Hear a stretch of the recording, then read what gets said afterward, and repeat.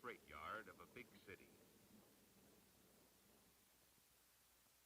Nearby is the engine house with the big diesel engines that pull the freight trains. Here are the engineer and firemen who run one of the diesels. They are going to the freight yard with their engine to couple on to the cars they will pull today. The cars are waiting 18. They are loaded with lots of different things. They will go to many different places. It is the railroad's job to be sure that the cars get to the right places. A big part of the job is putting the freight train together, or making up the train. The work begins almost as soon as the freight cars are loaded. Here is a factory that makes cans. Some of the cans are loaded right into the boxcars. Every day, a man from the railroad comes to the factory to see how many cars are loaded and ready to go. He is called an industry clerk. He gets a paper called a bill of lading for each car that tells how many cans are in the car and where the car is to be sent. Then the industry clerk puts a numbered card on each car. The card is like the address on a letter. It tells other railroad men where the car is to be taken. This is called carding the car. The industry clerk also looks to see that the doors are properly closed and sealed. Then he goes to other companies and puts cards on the loaded cars they have. And he picks up the bills of lading that tell where the cars are going. There are other industry clerks working in other parts of the city. In one day, they card a great many cars, all kinds of cars. Cars, box cars, hoppers, tank cars, gondolas, carrying everything you could imagine.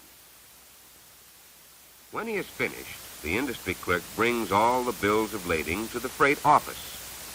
Now, the railroad needs to bring the loaded cars to the freight yard.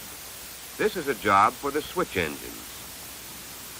They move the freight cars around in the city and in the freight yard. A man at the freight office writes the orders to tell the switch engine crew where the loaded cars are. The switch engine crew gets the orders and goes out to pick up the cars.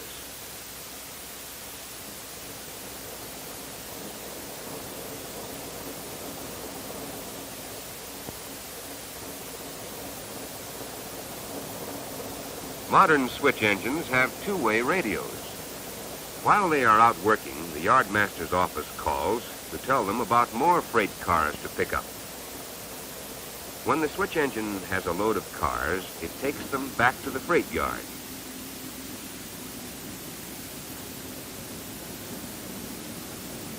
Now the cars must be sorted out. All those that will be in the same train are put on one track. Another switch engine does this job. It pulls a string of cars to the switching track. This man looks at the cards on the cars to see what train each car belongs in. He makes a list that tells where to switch the cars. The switchman uses this list to sort out the cars.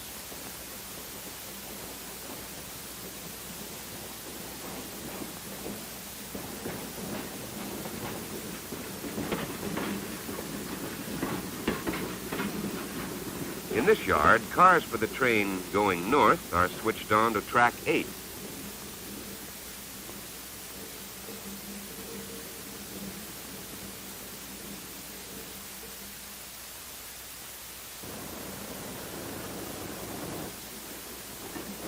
Track 14 is for cars that will go south.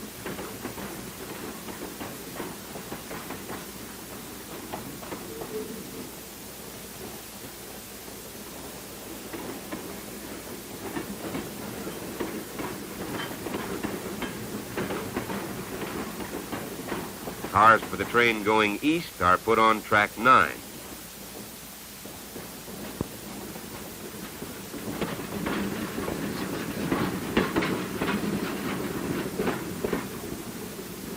But this is only part of the job.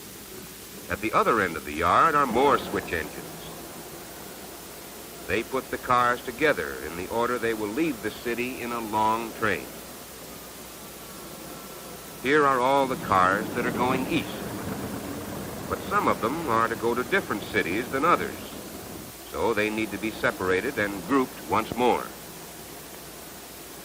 This time, all the freight cars that are going to the same city are put together on a separate track. This is called blocking the train.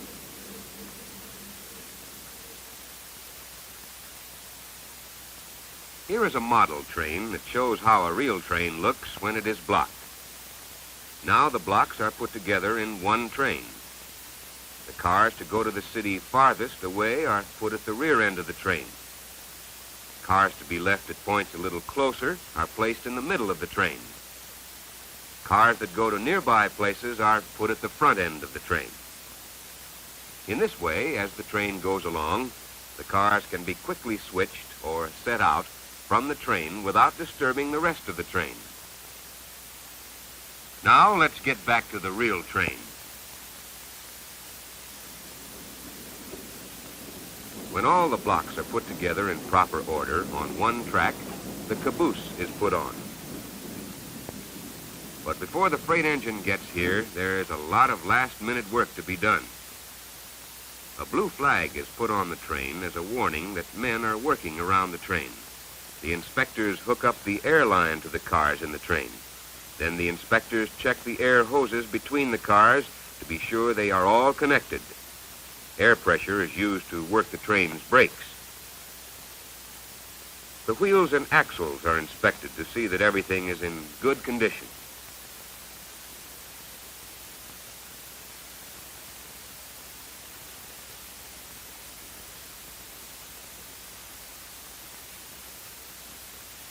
This man with a walkie-talkie radio on his back walks along the train and reads off the numbers of all the cars in the train. A man in the freight office listens and writes down the numbers. Boxcar 146742. Then a list of all the cars in the train is typed. It tells where each car is going and what it contains. The freight papers, or way bills, for all the cars are put with the list. The list is called a wheel report. It is for the conductor, so he will know where all the cars are to be delivered. He is in charge of the train.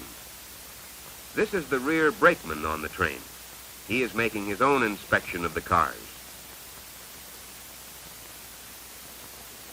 Now here comes the freight engine.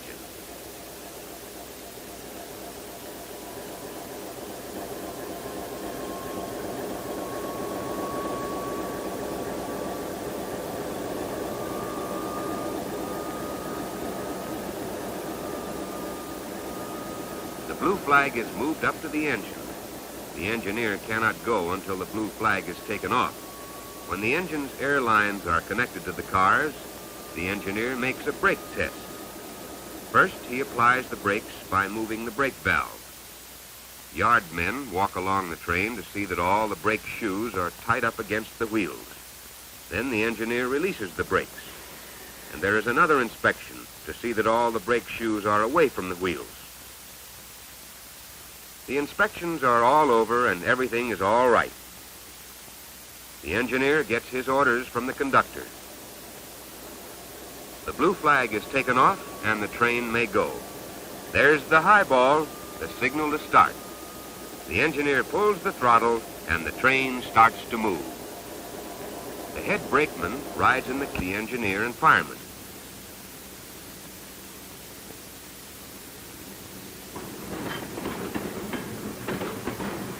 Conductor and rear brakeman ride in the caboose. Soon the train is out of the yard and on its way.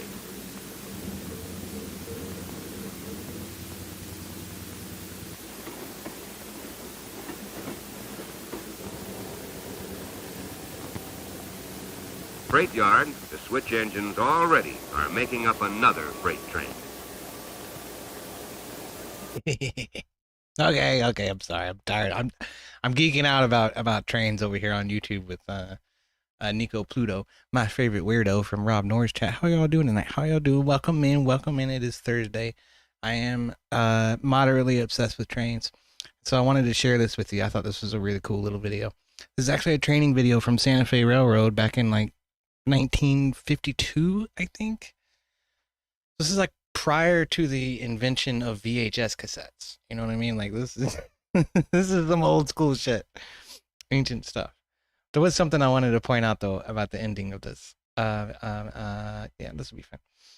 If we take a look at this is actually 3 different locomotives. It might even be 4, but there are 2 units here. There's an A unit that looks like a regular car with a windshield and like a hood on the front of it. They used to call this a car cab, and we had a few of those in America. It's something that America did almost exclusively compared to like European stuff. Really, what I'm getting all this out of is transport fever, and I've been studying a lot of train history with transport fever. But transport fever does a good job at distinguishing the difference between American rail history and European rail history. It's been 2 completely different journeys for these 2 different regions of the world. But America tried to build trains like cars, like automobiles. Europe took a much more I don't know, pragmatic approach, I suppose. But that means our trains look like way cooler than theirs did. At least back in the 50s. Anyway, what is this? I think this is an EMD E8, and I think this is an ABBA locomotive unit. So there's actually 4 drive locomotives at the front of this freight train, and the freight train's like, you saw it, it's nearly 1,000 yards long or some shit. Also thought this was an interesting fact. Like the caboose they only did that with the freight train.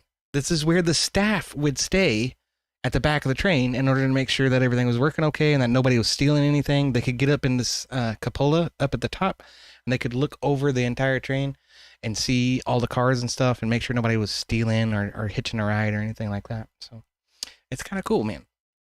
Amazing how much knowledge I have about this subject. Well, like I say, let me preface this with all this is coming from a fucking video game, and all of the modders and the passionate people who are interested in throwing a bunch of stuff into this game and trying to be as historically accurate as possible. I don't know how accurate any of it is. I don't know how well I'm remembering any of it, but at some point tonight, it was kind of in my agenda to try and show you some of the stuff I've been building in Transport Fever. So we might take a look at that. But trains are cool, man. Trains are really cool. But yeah, I never knew that either, Nico. The caboose only goes on a freight train. That's for the staffers at the back to keep an eye on things. Cool stuff, right? Come on. All right, so there's a bunch of stuff to talk about tonight. There's a bunch of stuff to talk about. I don't really want to blow the load too early. Nico says it's so cool you have a channel. I know. Isn't it though? I need to use it more. So that's why we're doing this tonight. I didn't have much of a plan, but with Rob's big ass announcement, which I'm not going to talk about yet, we're going to save that. We're going to savor that and tease it and wait until there's more people watching before I start talking about it, because I don't want to have to repeat myself like 15 times. But then there's also the Pope. You know, there's American Pope now. That's pretty cool. Wretched Misfit had a suggestion.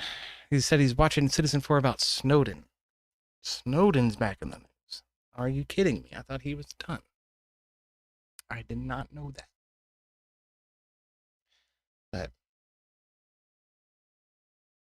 I don't know. Okay, but so before we dive off on that on all that great stuff, there is a channel called Virtual Railfan,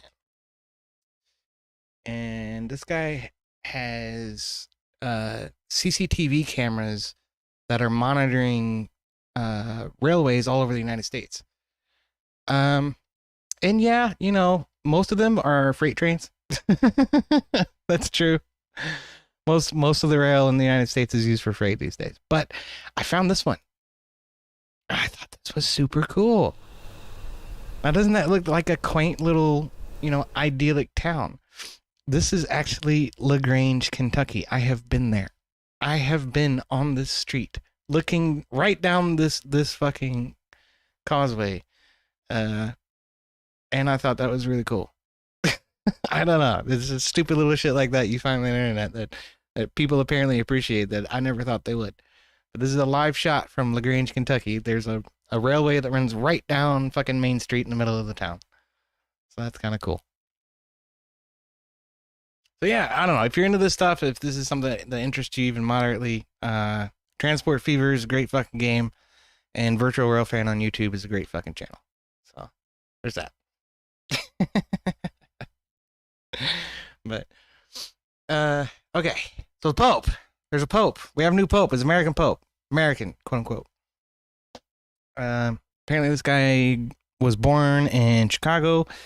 Leans Republican, did a missionary in Peru for many years, and apparently speaks fluent Spanish and I think Italian. I'm pretty sure he addressed the papal, crowd or whatever in Spanish and Italian. I was like, well, okay. It'd be nice if, the American Pope would speak English, but whatever.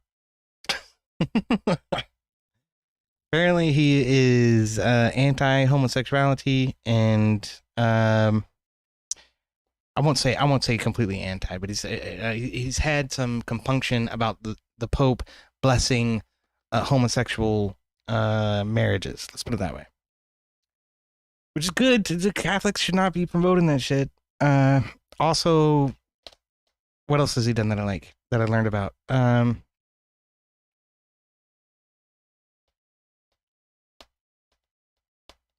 don't know. There's a few good conservative principles in his history that bring hope, right? But there's one glaring fucking issue, which I think we can reasonably determine came from his experience in Peru, is that he's pro-immigration. He's pro-asylee, Joe Biden unmitigated open borders immigration, which is a little bit concerning.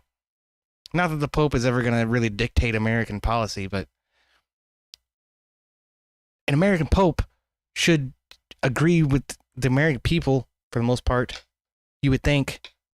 And I'd venture a fucking guess. I'd be willing to bet most American Catholics are not for all of this retarded immigration.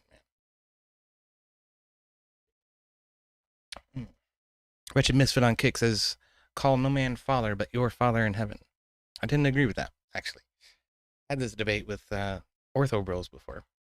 They always ask me, where are your saints? Where are your saints? I'm like, isn't it heretical to grant some quality of divinity to a man? I mean, sure, there are men that we should follow and venerate and uphold as examples to society. Absolutely. But are they saints? What is a saint? If not some divine quality of a man that makes him better than most men? It seems heretical to me. No man is above man. No man is God except for Jesus Christ. But whatever. Who am I? I'm just some retard fucking Protestant that lives in Kentucky. What the hell do I know? I don't know shit. I don't normally talk about religion. This is a bit of a strange thing for me to try to broach, but it's the first American Pope. It seems pertinent to kind of bring it up and mention it at least. Get some of my elevator music going in the background here. Oh my God, that's way too loud. Did I edit that for all of YouTube? I had to fucking boost the audio on that video because it was so freaking quiet. Now I need to crush the audio because this fucking super compressed lo-fi is way too loud. Okay. Bill Hicks, what's up? How you doing? Well, speaking of the Ortho Bros, Bill Hicks says no. Some divine quality, you mean like being Christ-like? Well, no. I think that people are Christ-like all the time, and we don't call them saints. I mean that calling someone a saint and granting someone sainthood is an elevation above other men, and I think the only qualifier for that is divinity, is granting some quality of divinity. And I know that that's not the case, but we've had that discussion. I'm just saying, like, this is a fundamental disagreement between me as a Protestant and Catholics and Orthodox together. They both have saints. I'm not about the saint thing.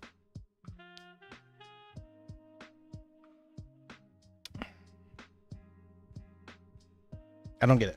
Doesn't make a lot of sense to me. It's good to see you though, Bill Hicks. Welcome in. Like I say, I don't generally argue religion. I try not to. It's not something I have a whole lot of super strong opinions about. And maybe that's my dirty, centrist, moderate Protestantism seeping through and watering down my faith. But I am who I am. What's up, One Hit? It's good to see you. We got One Hit Wonder over on Kick.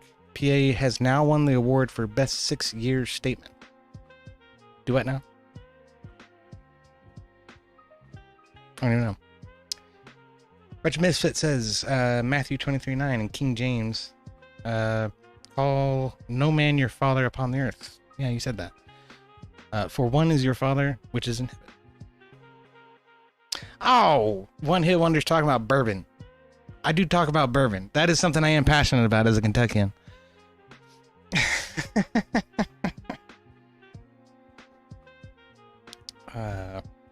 Pennsylvania has won an award for... See, that's one hit that doesn't even make sense. Pennsylvania cannot make bourbon because it's not Kentucky. Only Kentucky can make bourbon. That's all there is.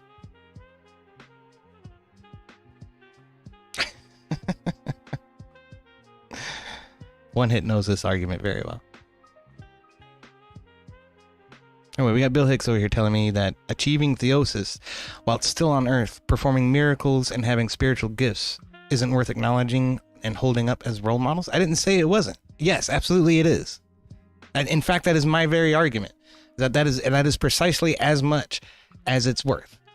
Is worth acknowledging and holding up as a role model and venerating as good people and good men and good examples of what men should do and try to accomplish and try to follow and try to learn from, right?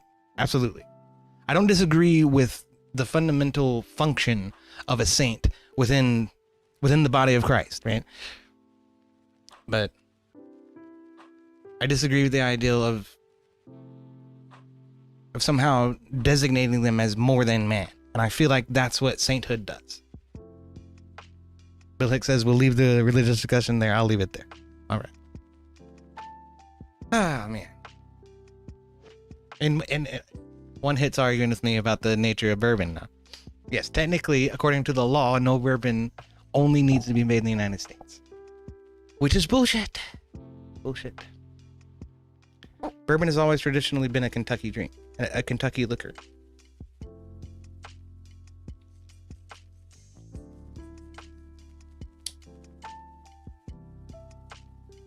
There's only one place to find good bourbon. That's Claremont, Kentucky. Now, Claremont is a town most people have never fucking heard of because there's nothing there except bourbon distilleries.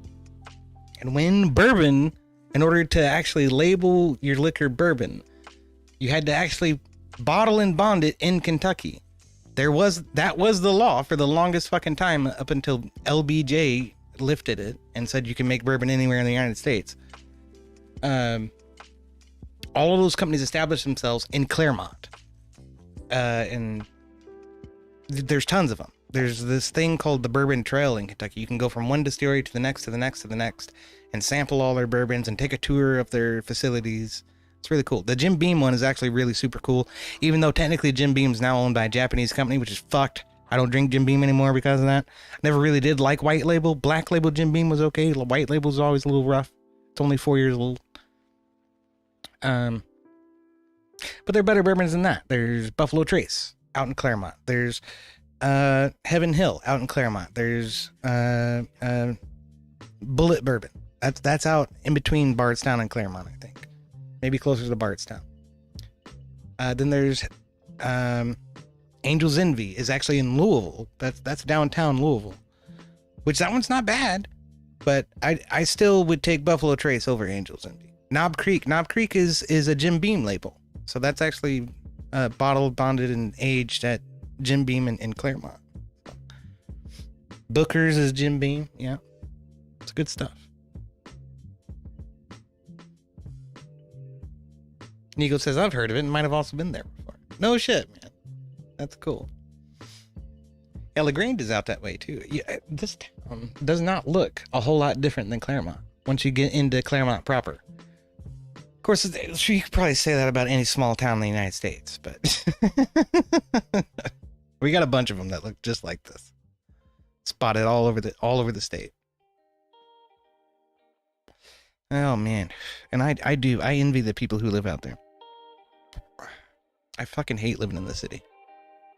The city sucks.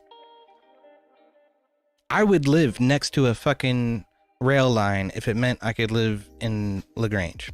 Well, also if LaGrange didn't also host the federal prison that we have in Kentucky.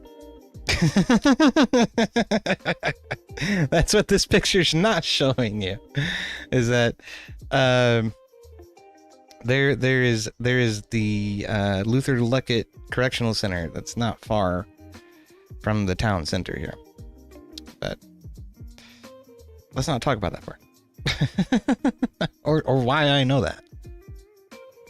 Because that's not something you really notice either if you just drive through town.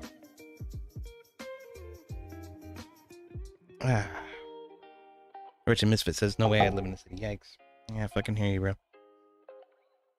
Alright, what else did I put on there? Right is on the rise, man. The right is on the rise, and I fucking love it. I think it's a beautiful thing.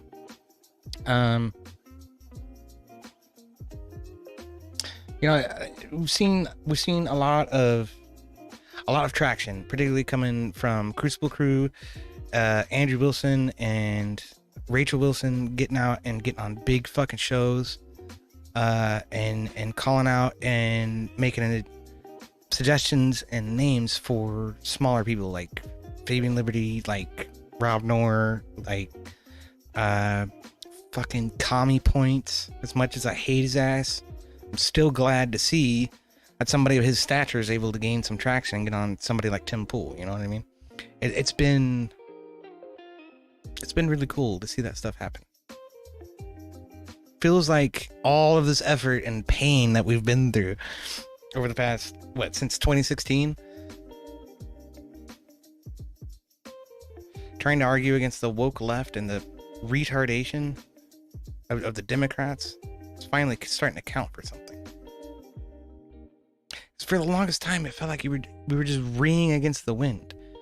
Red Letter Media put it this way one time: it's old men yelling at clouds. Of course, he's talking about arguing against wokeism in the movie industry, but I think the same applies to it in politics too. I mean, it used to.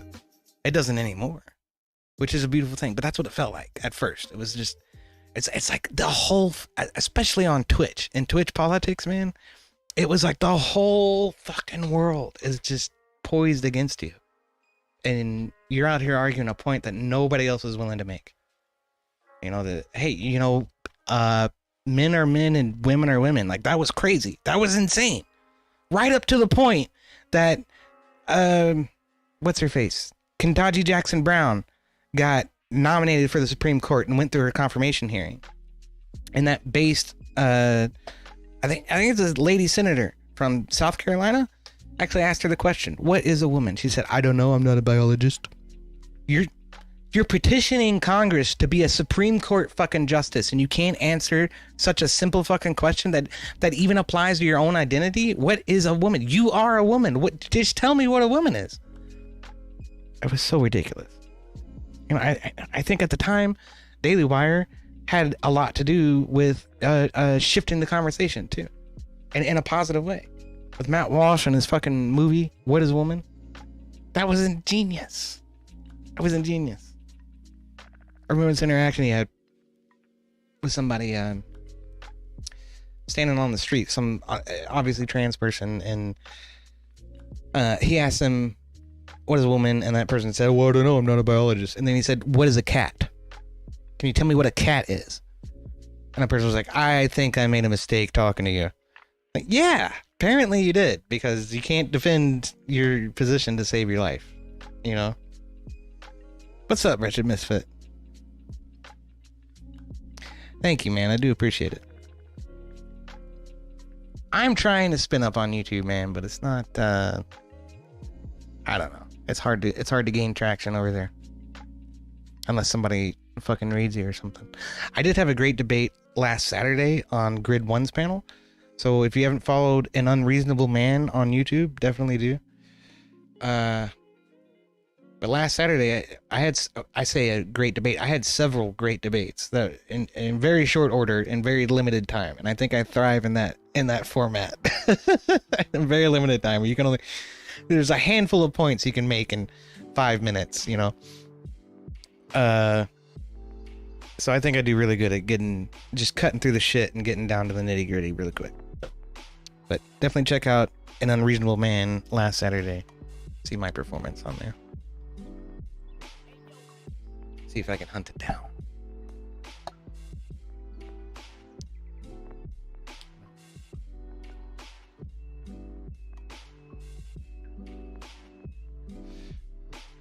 One Hit Wonder over on Kick says Assetto Corsa Evo is still in beta. Yeah. I don't know, man. I had great hopes for that studio, and then they came out with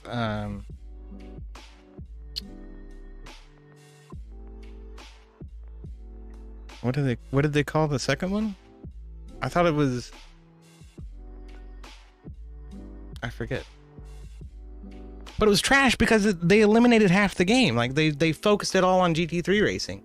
It was everything. It was F1 racing. It was GT3 racing. It was GT2 racing, GT1 racing. It was small car racing, you know, like those little Miatas and Skip Barbers.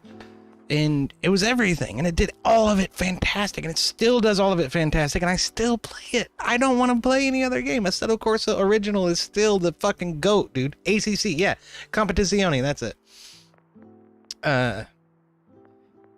Competizione. That was such a fucking farce. So I don't even care about Assetto Corsa Evo. Not to mention the fact that I'm still running Windows 7, so it probably won't work on my system anyway. But yeah, this was it. This was the debate right here.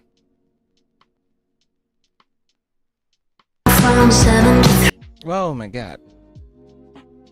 He has some questionable taste in music, I'll tell you that. But there's my dog getting in my face. But yeah, I remember now. Freaking Aircraft Sparky got ousted way too early. That was a disappointment. And then I stomped Steelman, Duck, and then Non-Fawn came on. I stomped him. He's who ended up getting rid of Sparky. And then finally I came up against Beth, and me and Beth actually agree on a bunch of shit, so I didn't want to be mean to her. But that proved to be my ultimate detriment. The judges didn't like the fact that I was a lot harder against the men than I was against Beth. So I ended up losing against her. Womp womp. When it says Evo looks good, Unreal 5 is nice. Yeah. It's not all about looks. I could care less, honestly. For me, it was always about the way the car felt and the feedback, tire physics, that kind of stuff.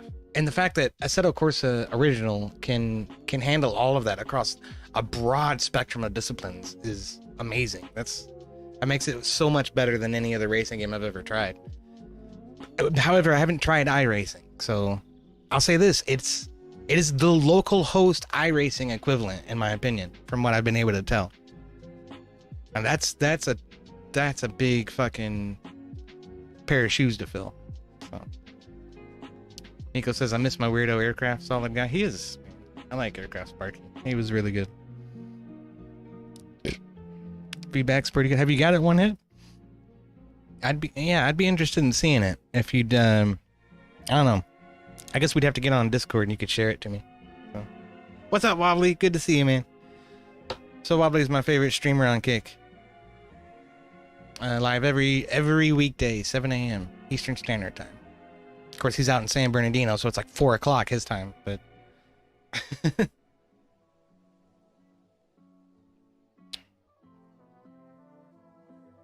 and yes, on Kick, we do have an exclusive bot command, !PP. It will tell you how big your penis is. Exclusive to Kick, though. Exclusive to Kick. Wobbly patented that and created it. I just stole it.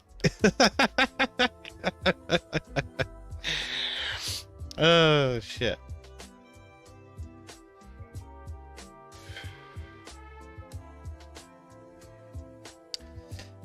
Yeah, man.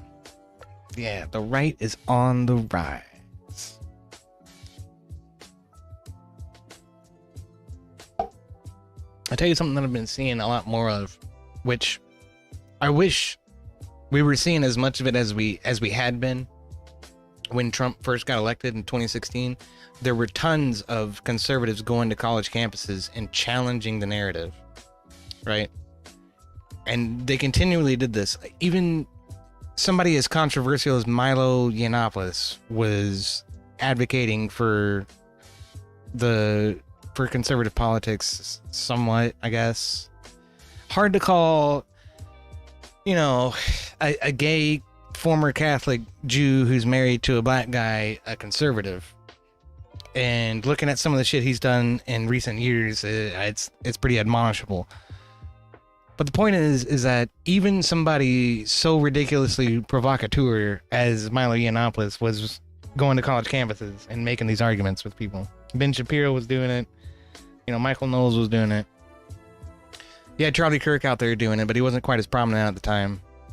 But and Steven Crowder. Some of my favorites were Steven Crowder's Change My Mind fucking tables, where he would sit and just absolutely destroy lefty worldviews. And then he had a binder. He would just whip the fucking binder out. Here's the source right here. This is the article that I'm talking about. I used to love that. But we don't see it anymore. Crowder don't do it anymore. He's fucking... I don't know. I don't know if he's scared. I don't know if it's not profitable. I'm not sure what the problem is. But Crowder doesn't fucking do it anymore. Nobody really does it anymore. But Charlie Kirk is still out here crushing these dumb liberal commie college students. And I love it. I fucking love every minute of it. So what are you doing this Easter to celebrate with your family?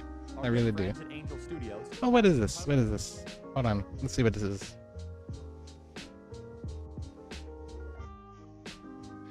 Oh, while I'm here, I guess I do want to say Fabian Liberty was just live a second ago.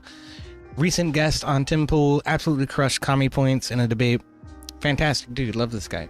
He's an ANCAP, anti-statist, so we don't really agree on that.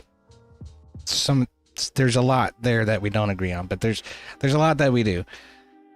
He finds himself on Prime K's often arguing for a conservative perspective because nobody else is there to argue a conservative perspective. So maybe that's why I like Fabian Liberty. I don't know. A lot of my ideals are minarchist in nature too. So in many ways they align with kind of an ANCAP philosophy, but I'm just not convinced that anarchy is feasible in any freaking reasonable way. But I do love Fabian Liberty. You haven't checked him out, definitely check him out. Who says wobbly? Who you talking about? Fabian, Fabian fucking Liberty, wobbly. Are you kidding me? I'm sure you've talked to him before. He comes from Twitch Bowl with us. Big guy on what the hell is it? Prime Case. Big guy on Prime Case. That's where he got a lot of his clout from. Oh. Where did he go? God, he went for several hours talking about Jordan Peterson and James Lindsay going after each other over the woke right. So he's gonna be deep in my history, I would imagine. Yeah, there he is.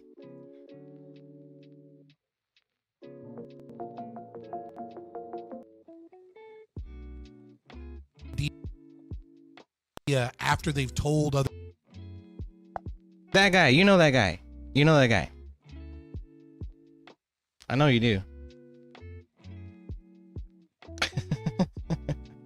But I love Fabian. He's a good dude. Anyway, let's check this out. This is from There Is No Woke Right, says well. Yeah, I know. That's some bullshit that James Lindsay made up, pretty much. I think that's a conclusion Fabian ended up coming to, but anyway. So what are you doing this Easter to celebrate with your family? Our good friends at Angel Studios have an incredible movie coming out this Easter called The King of Kings, an animated story of the life of Jesus, featuring an all-star cast including Oscar Isaac, Forrest Whitaker, and more. King of Kings brings Forrest the story Whitaker? of Jesus What? to the big screen for a whole new generation. Become a premium member in the Angel Studios Guild, get 2 free tickets to see King of Kings, and join the Angel Guild as a premium member at angel.com/Kirk. Check out King of Kings in theaters this Easter. Well, that's cool. I like Angel Studios. I have to say, I'm deeply impressed with the shit that they've been putting out. It's been really good. Let's take a look at this. He's gonna fucking disrupt this lefty's worldview right here. Doing, Charlie? Welcome to Long Beach. First thing I want to say. My disagreement here would be the defunding of Harvard. I want to know your legal justification for defunding Harvard. First of all, is that a Harris Walls hat? It is, yes. How about this? If you beat me, I'll change it. No, it's fine. No, it's funny. It's kind of like seeing all like the losers of the Super Bowl hats, like that get sent to those African villages. I know, yeah, no, it is. It's like all those like Buffalo Bills Super Bowl champion hats. I've seen that, yeah. That just disappear. Why is any college entitled to federal money? Okay, so that's a good question. So first of all, medical research. So the majority of the money that goes to Harvard is medical research, and so they are a huge portion of research, Harvard especially. But then I want to get into the legal justification of it. So I think it's dumb, but I want to more focus on the legal justification of it. Well, no college has to get money from the government. No, it's 100%, done, right? of So course, that's But the you have a reasoning for defunding Harvard, all right? And so several, correct? Yes, correct. So, but let's first get our facts right. What is the endowment of Harvard? Okay, so the endowment of you want to clarify that? What are you talking about here? Do you know what an endowment is? I don't know what an endowment is. What is endowment of Harvard? Yeah. Okay, so an endowment is like think of it as a savings account. Got it. Yep. So Harvard has the largest savings account of any college. Of course, yes. How much money do you think that is in their savings account? A substantial number. 100%. How much? What guess? What? Couple $1 trillion. Okay, it's not that big, but it's okay. 55. It's not that big. Okay. They're not a country, but it's Yeah. $55 billion. 100%. Yeah. Okay, so therefore, if a college has $55 billion, Yep. why do they need more money from taxpayers? I think they need more money from taxpayers because they are making several improvements, especially in the medical field, and they are pushing society forward. Why can't they use their own fucking money to do that? I mean, God. Can't they use their $55 billion in the bank account? Okay, that they so how about refuse to this? touch? So how about this? Then why do they have to give their information? So let's talk about their research and their data. I think the first thing that we should agree is that there is no bad data. Every data that we have is an increase in knowledge, and we can't have bad data. So it would seriously hurt the government if they give all of their data and all of their information to the public prior, especially on research and cancer and all this kind of stuff. Do you agree that the government wants, and this is what happens right now, they want to receive that data before the rest of the public? It is super important that the government receives that data prior to the public. Not necessarily. I think actually open source data is a great way to go. I mean, if we're financing it, why shouldn't the whole world know about it? Well, the whole world does know about it, but the government needs to know about it first because they need to. That's a very crucial thing. But again, I want to say the point here. So you're. Why is that a crucial thing? Why is it so important that the government has all of the fucking hedge money on data, especially regarding health research of all fucking things? What is this? What are you fucking sitting here arguing for here, bro? Like it sounds like he doesn't want Harvard to use its own endowment to do medical research because he wants that information to be withheld and controlled by the federal government, and that's somehow a good thing. I'm really struggling with that. The big reasoning. No, but I want to just make sure that we're clear. Okay. They're sitting on a $55 billion They are, cash pile. correct. Yeah, and they get $2 billion a year. Yes. Maybe they should just tap some of the $55 billion they have to fund all of their And they do. their They programs. don't completely use federal funding. They don't only use federal funding. They actually have not dipped into their endowment. It actually grows every single year. But Okay, anyway, yeah. back to the legal justification. okay. Harvard is in blatant violation of federal law. Okay, but federal law. So I'm assuming you're referring to the Civil Rights Act of 1964. Well, because it's the Student for Fair Admissions Supreme Court case, which Yes. I'm sure you're familiar Yes, with. of course. Right? They are in direct violation of accommodating Black and Hispanic students at the expense of white and Asian students, and they continue to push forward affirmative action, acceptance, and hiring practices, which is in defiance of the Supreme Court, breaking federal law. And when you break federal law, you should not get federal money. Pretty simple. So everything Charlie just said is racist and white supremacy, hegemony, and bigotry, and patriarchal. Yeah. They don't hear, these kids in these fucking classrooms do not hear that perspective ever. that's what's fucking extremely frightening to me about college campuses. And Turning Point has been battling that truth for years now, and I commend them for it. It's fucking fantastic. But one hit says this kid has a bad case of cranial electrosis. Head stuck up ass. Indeed. The Trump administration has said that the Civil Rights Act of 1964 and anti-Semitic practices have been the reason for the defunding of Harvard. So that's a thing. They're in violation of Title VI under the amongst many things. The strongest of all of the president's claims is the violation of the 14th Amendment and the Supreme Court decision a couple years ago. Okay. The Students for Fair Admissions. Harvard is in violation of that. They've acknowledged they're in violation of it. Yes, They agreed. brag about it. Okay. So when you're in violation of the Supreme Court, your federal money will be not But sent to you let me anymore. ask you this. So the Trump administration in 2019, they passed the executive decision to add religion to Title VI of the Civil Rights Act of 1964. So in 1964, would you agree that religion was not at all included in Title VI? And so my first question is, because it wasn't explicitly included in Title VI, but it was explicitly included in Title VII, how can the executive office interpret this as to wanting to include religion? It has nothing to do with. We're talking past each other. No, right? it absolutely the core does. complaint is the violation of the The Supreme. DEI, yes, the DEI as an admission. Right, no, but I rates, mean, so that's- you asked what is the legal justification? Very simple. When you defy the Supreme Court, you no longer get money. But how is but at the same time, the Trump administration, by passing this executive order to count religion into the Title VI of the Civil Rights Act, that is going against the Constitution. As it's I first thing I want to get to is, can you? It's not going against the Constitution. It might be. Your argument is that it's going against the Civil Rights Act, not the Constitution. But I don't even think that that's completely applicable. You're trying this. I hate to say it, but this dude strikes me as a groper. Doesn't he look like Nick Fuentes? Just a little bit?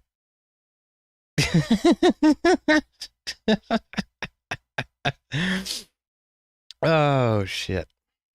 You agree that in 1964, they intentionally did not include religion into Title VI, which is education. That's education as a whole, into the Civil Rights Act. Yes, correct. Yes. Okay. So perfect. So then, why do you think that we are currently interpreting the addition of? I'm not even getting into that's actually probably the White House's weakest claim. They made about 10 claims against Harvard. Yeah. The strongest claim, of which I will continue to rest on, is they're violating federal law. They're violating the Supreme Court. The shakiest of all their complaints is the one when it comes to anti-Semitism. By the way, they have a lot of anti-Semitism, but unfortunately in this country you're allowed to be a bigot and an anti-Semite. Yeah. No. Agreed. Unfortunately. Yeah. That. But the crispest allegation against Harvard is the fact that they keep on penalizing white and Asian students that want to go to Harvard. Okay. Yes. But that's.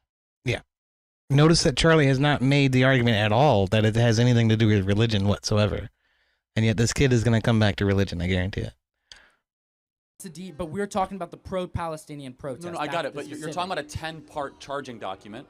Again, we're gonna. I think the audience agrees. You're not really listening to what I'm saying, right? Okay, no, but I And get. so- But that's different. That's not why they're defunding Harvard. That's not why. Again, they put forward 10 complaints. I'm going after the top one. All right. Okay. Thank you for your time, and appreciate you. All right. Thank you enjoy so much. President Harris. Oh wait. Epic. Oh, that's a good one. That's a good one. That was a good one. These are nice little vignettes. Charlie, Kirk has been putting these out all over the damn place. There's a ton of them. I fucking love it, man. I love to see it. But yeah, I mean, it's just, I don't know, man. You know, we hear this shit from the lefties all the time, especially out in Rob Noerr's chat, where we tend to foster a rather small but growing lefty community. And it's that everything seems to want to revolve around the most volatile issue. Yeah. It's always the most volatile issue. And whatever that issue might be, whether it's Judaism, Jewish people, the J question, you know, the gropers try to fucking poise. there's this kid who fucking comes in there all the time and is like, "You all groypers! Everybody's chat's a bunch of groypers. I fucking hate you guys. You all suck." And then when people challenge him on it, and they're like, "No, I'm not. I don't give a shit. Jewish people be Jewish. It doesn't fucking matter to me. What matters is we're sending them a shit ton of our money, and I don't think we ought to." And he's like, "Oh, you're just a fucking groyper. Fuck you. Why are you such a bad person?" And then it comes to me as the mod and says, "Why don't you ban this person? Because they're being mean to me." I'm like, dude, you instigated that shit yourself. And I keep trying to explain this shit to him. It goes in one ear and out the other. I swear they're just tools of propaganda, man. Like the sheeple, NPCs. That's really what they are. And it always boils back to the most volatile issue. It always has to. Whatever that issue might be. In this case, anti-Semitism, Judaism, and the whole Gaza conflict, right? It comes to me, dude, that is not our fight. That is not our fight. Israel has every resource they need. They have every capability under the sun.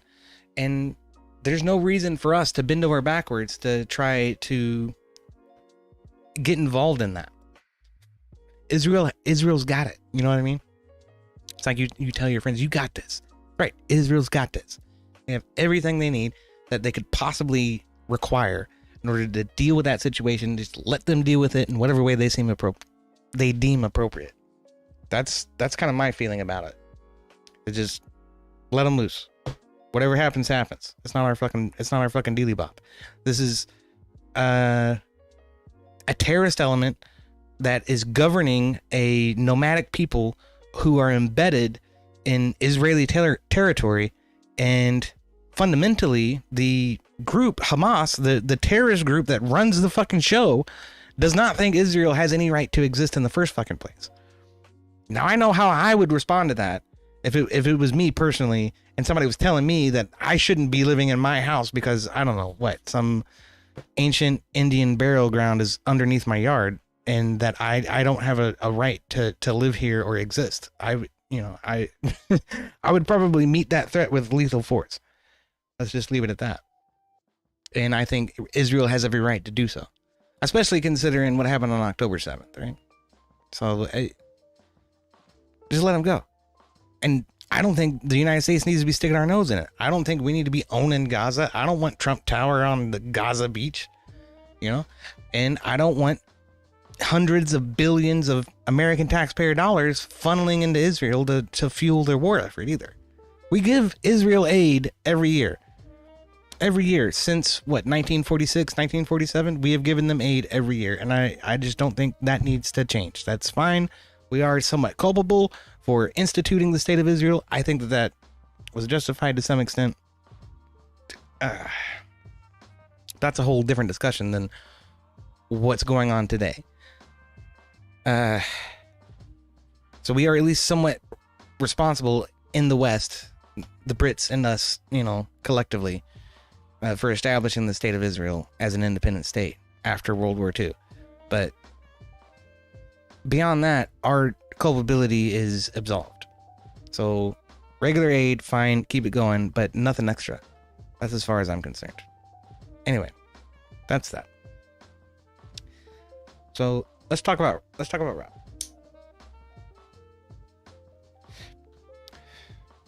So Rob Noerr announced earlier tonight on his YouTube channel that Andrew Wilson and the Crucible are going to pick him up full time and guarantee his income for I'm not sure how long, but he didn't say. But that's fucking amazing. That means Rob Noerr gets to go full time, man.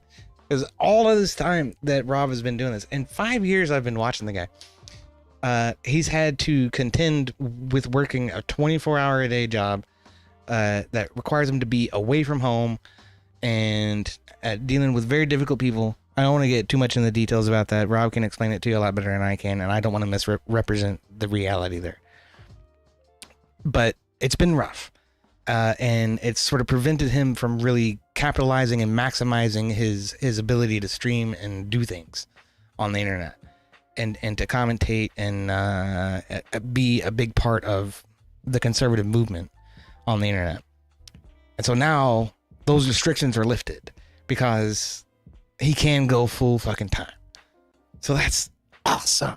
I'm so fucking happy, dude. I mean, again, seeing all of these right-wing commentators come up and actually get real exposure and get out into the world, into mainstream media, man, onto Tim Pool, onto who wouldn't touch us with a 10-foot fucking pole 5 years ago, you know? But now he's bringing people like Rob Noerr and like Commie Points and Fabian Liberty into his live streams, and Rob Noerr too. Rob Noerr's been there. Andrew Wilson's been there. I shouldn't forget to mention that. But it's just been amazing. Like this past year has just been insane for right-wing independent commentators, man. It's been really cool. And now Rob is getting his too, and I'm so glad. I really am.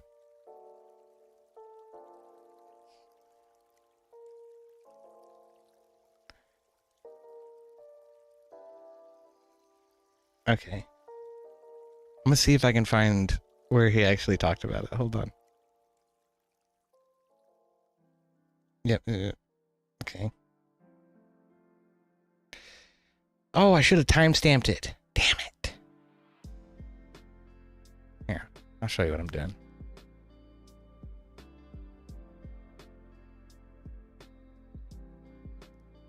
Okay.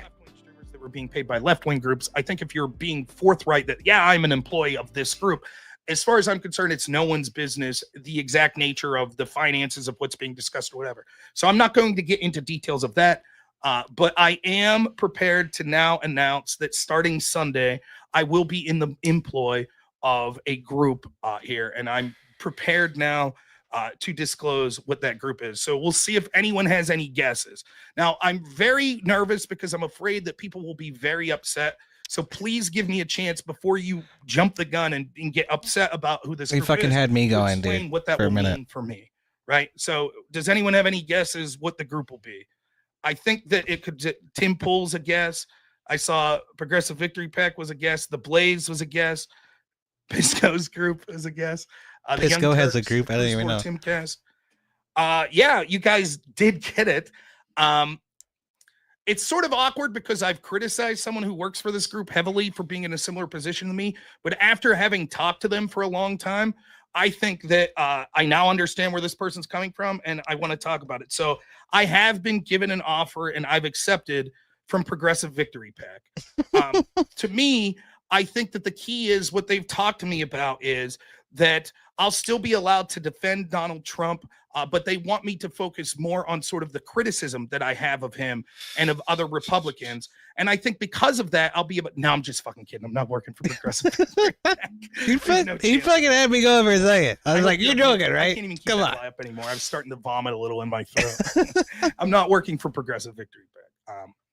The real truth of who I'll be working for and be in the employ of is Andrew Wilson and the Crucible.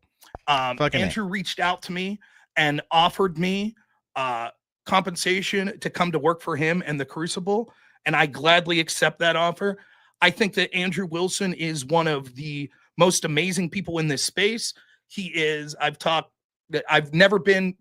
I worked with the Arena. I did their show, but that was just sort of the super chats that came in. I would get a portion of those super chats. I will be an employee of Andrew Wilson and the Crucible. I'll talk a little about what that means and what's that to be expected of that. But I think that this will not change my content, whatever, for two reasons. One, because Andrew is a fantastic guy who has no interest in having any control over the content of what my channel will be.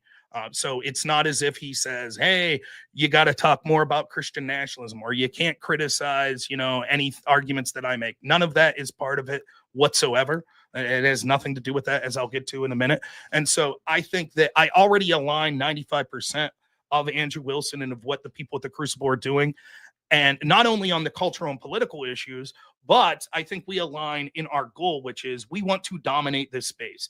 We have seen every institutional advantage on these online spaces, particularly in the political and debate spheres online, institutional benefits given to people that are on the left or are Democrats. So the people that are running Twitch, the people that have ran YouTube, the people that run Facebook, and formerly the people that ran places like Twitter, it was clear that you had every institutional advantage by being someone on the left. Andrew talked to me years ago about how I was being blacklisted by many of these people that run sort of the debate sphere on places like Twitch and YouTube. And he's like, yeah, there's all these machinations behind the scenes. There are people literally saying, well, don't bring Rob Noerr on to debate this, whatever. I just laughed it off. I'm just some dude that's doing this as a hobby, whatever. I like debating. I'll do whatever. And I've seen increasingly that that is true. You oftentimes have to jump through hoops of going through some left-wing content creator that has more advantages than you, that has a built-in audience that's bigger than you. If you need any more proof of this, go back and see why I don't stream on Twitch anymore. Because I was debating Connor. Connor called me a homophobic slur something like 12 times. He gets a 7-day ban. I get a 30-day ban. But Connor's a right-winger. Rob, what are you talking about? No, I'm kidding. Commie Points is absolutely a fucking commie. 100 fucking percent. And my comment when he said this was that Dylan Burns and gang definitely picked winners and losers. That's absolutely true. We found that to be true back in the CTV days. What was it? April told me that all of that shit was rigged, and none of it was ever in question. Who was gonna win the hippy dippy, or who was gonna get the stupid belt? It was all planned and predetermined in the first fucking place. That's exactly what he's talking about. Also, the two people who really run Twitch poll were after Destiny got ousted for whatever fucking reason. I don't even know what the fuck happened there. I don't even remember. Was it the first sexual fucking scandal that Destiny was wrapped up in? Perhaps. But when Destiny got ousted, two people stepped in to pick up the reins, and it was Prime K's and Dylan Burns. Prime K is still out there doing his panel. I don't even think Dylan does panels anymore. He tried to bring Hippy Dippy back. I don't think it worked. And it doesn't even matter. It was always a shit show. It was always just a fucking slugfest of people just slinging ad homs and insults at each other constantly. And it was an absolute fucking slog to go on to either of those panels to try to talk to people. Because again, like I was saying, back in 2016, in the early days of Trump's first term, it was every single person on the fucking internet absolutely bought into the woke Marxist narrative. And there was nothing you could say as a righty to convince them otherwise. And they did not give a fuck. You were an evil piece of shit because you didn't agree with them. Nico says, why did Burns do that? To make money. It was a total grift. The whole thing was a grift. Just to draw in donations and make fucking money. And Burns walked away with hundreds of thousands of fucking dollars, which he took in and turned around and used to try to paint himself as some kind of objective fucking journalist. He took a trip to Ukraine, put on some fake fucking body armor and walked out in a field and pretended like he was in a battle. You know, it was a total fucking grift, and it was a miserable, you know, taking advantage of the fucking community, if you ask me.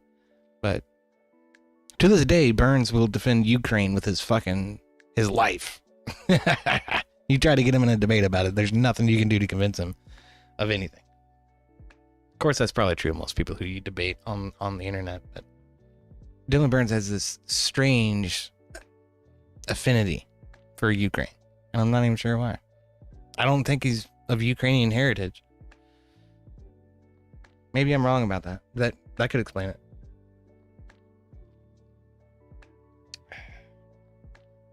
Anyway, I don't really want to talk about that game. What I want to talk about is Crucible Crew and Rob Noerr and the right on the rise, man. Been doing good. It's good shit. I'm glad to see it. Congrats to Rob. Y'all keep an eye out for Rob. If you haven't been watching him lately, he streams at X, YouTube, and Rumble, I think. Still. Pretty sure I need to get that shit straight because he has singled me out to be his lead mod. So I'm going to try to maintain that. I can. We'll see. Hey, what's up, Cock Squatch? How you doing? I'm still gonna call you Cock Squatch.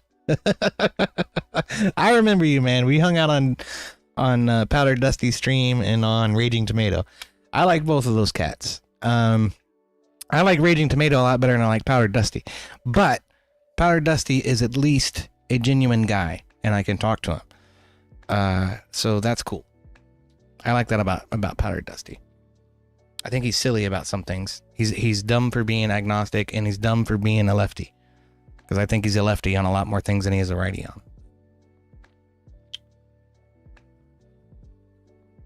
on. Wobbly says Twitch is F Slurville, because I can't say that word on Twitch or on YouTube.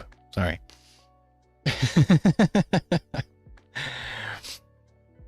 Yeah, but yeah, it's good to see you, Sasquatch. I'll call you Sasquatch. It's good to see you. Welcome in. Yeah, I mean, I was thinking about going on Tomato's panel tonight, but you know they're talking about like rent, and I don't have a problem with that. I'm in a rental agreement because I'm irresponsible about managing my finances. Otherwise, I would have a mortgage. But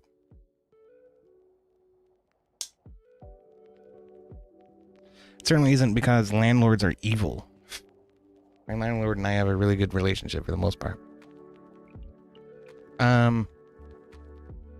Wretched Misfit over on Kick says, what if the big list ain't coming out because Israel is behind all that Epstein was doing to all the world leaders? I have seen some contemplations that Epstein was Israel Mossad, right? I feel like that's a potential explanation. I don't know what to do about it. But Sasquatch says, I'm drinking again and I'm being nefarious. Look out now. Okay, Wobbly, I can say that. Wobbly says Dylan Burns sucks dicks. That's true. Dylan Burns is gay. So that's not an ad hominem or a derogatory remark. That's just fact.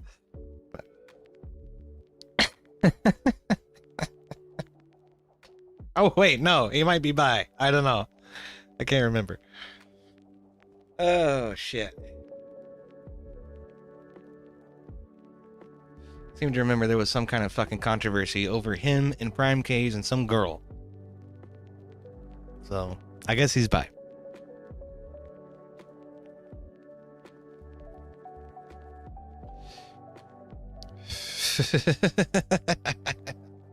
That's true, Wobbly.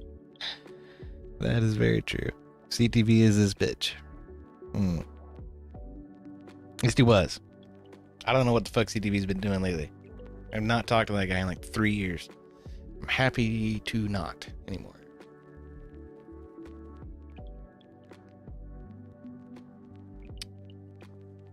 You know, at Wobbly, like you in one hit might be the only people in the audience right now who remember this, but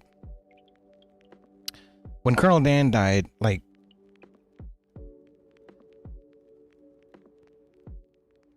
I have a dry erase calendar, and I never erased it.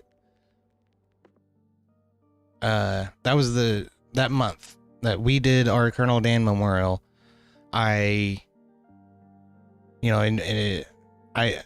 It was like a demarcation line for my online presence, where I had to figure out how to separate myself from CTV and sort of become my own identity.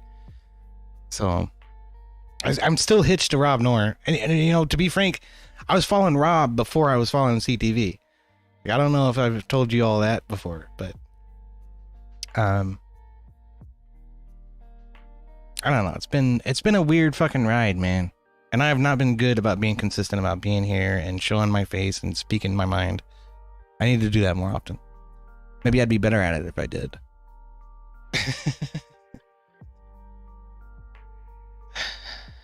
But yeah, that was a pivotal event for me, I guess. That's what I'm getting at. So my calendar is, well, actually, I got a really cool calendar for Christmas that I'm using right now.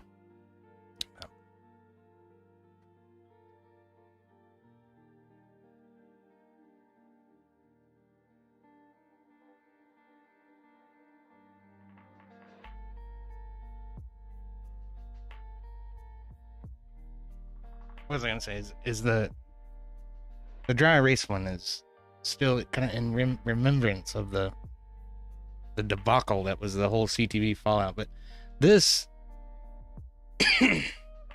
is Olmo from Lord of the Rings mythology, and so each month there's another piece of artwork that represents a pivotal event in Lord of the Rings mythos, and it sort of gives you a little summary of it, and then there's a calendar. And I haven't marked on it at all. I'm really impressed by some of the art. It's really cool stuff. Oh, this is a good one because it's Fingolfin versus Melkor, the Dark Lord, Satan. Essentially, this is like the Archangel Michael fighting Satan in Tolkien's lore. You know, that's pretty cool. I thought there's all kinds of cool shit in here. My parents got me that for Christmas. That's Shelob and Melkor destroying the trees during the era of the trees, which is before the ages even started. Tolkien lore is so thick. Kind of unreal. I also got a Tolkien book for Christmas. This is the Door of the Night. What does it say? It says, this is... thus it came that the gods dared a very great deed, the most mighty of all their works, for making a fleet of magic, rafts and boats with Olmo's aid, and otherwise had none of these endured to sail upon the waters of Vi. They drew to the wall of things, and there they made the Door of Night. There it still stands, utterly black and huge. Against the deep blue walls, its pillars are of the mightiest basalt, and its lintel likewise. But great black dragons of black stone are carved thereon, and shadowy smoke pours slowly from their jaws. Crazy shit, man. That's a fucking door, apparently. Guarded by dragons. Cool shit. I've always been enamored with Tolkien.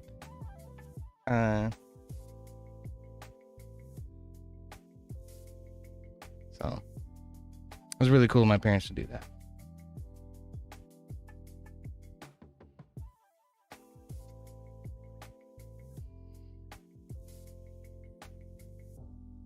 Sasquatch says, full disclosure, I was paid to drink on panel, but I am here in chat. Oh, back up.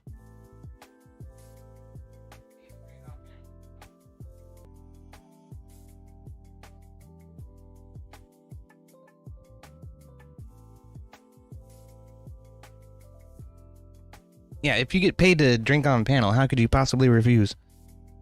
I hear that.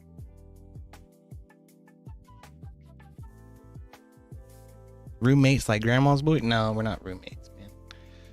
I have my own house. I'm roommates with my dog. He's over there with my air conditioner.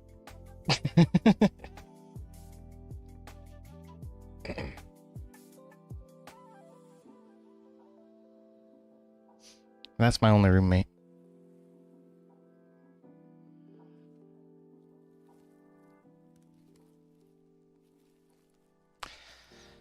But yeah, I'm just so glad to see that the world seems to be... The tide is turning, you know, the pendulum is swinging, and I'm glad to see it. I really am.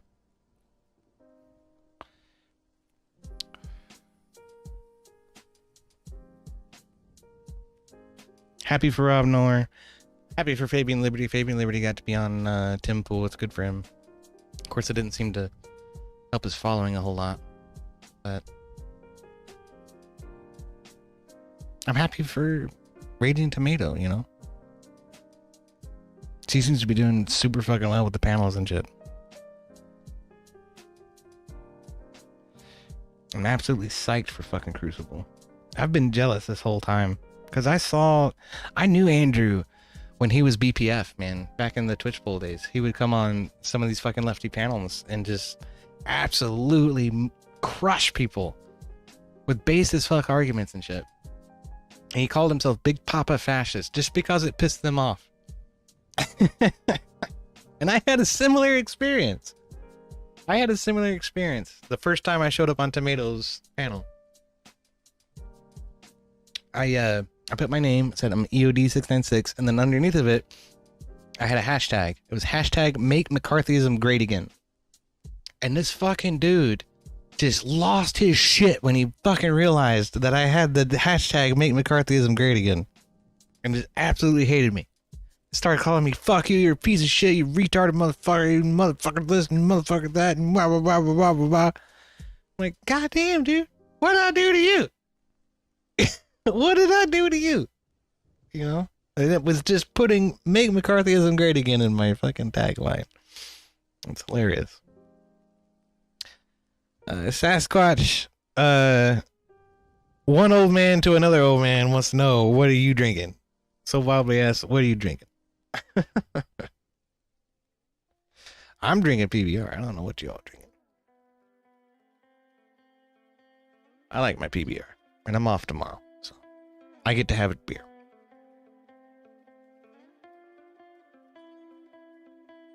Yeah, I was working every Friday, Saturday, and Sunday there for a long time. It was not real fun. Got that worked out. For now. Not sure for how long, but we shall see.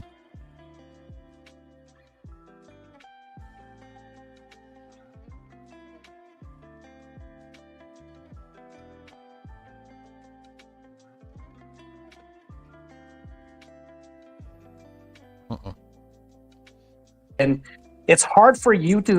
Yeah, I knew that was gonna be a problem. All right. Well, this doesn't look promising. This Powder Dusty has his cardinal hat on again. And Martia is back. Sasquatch he's not even talking to anybody. He's talking to somebody in his house.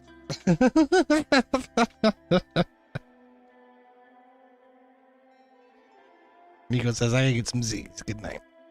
Well, it's good to see you, Nico. Thank you for coming by, dude. Hopefully I'll have something better planned for tomorrow. We'll probably do D&D on Saturday, I guess. Not sure.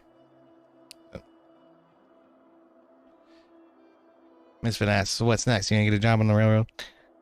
No, I'm not gonna get a job on the railroad. Like I say, I've been playing a stupid video game. That's why I'm enamored with the railroads. I was thinking I was gonna do the bus driving because they'll pay for my CDL. And from there, you know, that makes it a hop, skip, and a jump away from the CDL Class A where I can actually drive a semi-truck. So that's what I was thinking. But do I want to drive a fucking school bus? I don't know.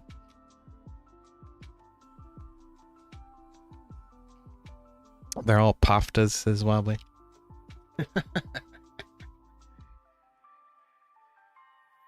What the hell is a POFTA? I don't even know what a POFTA is. I don't know. I hang out with these guys sometimes. You know, I'm looking for reasonable panels to get into, and Sarah does a pretty good job of hosting a reasonable panel. I appreciate that about her. So, and she's well practiced at it. She has a good fucking system that works pretty well. So, I commend her on that. Again, the rise of the right. The rise of the right. Sasquatch says I cannot hear you. I'm gonna tell him that's okay. I'm just making fun of you.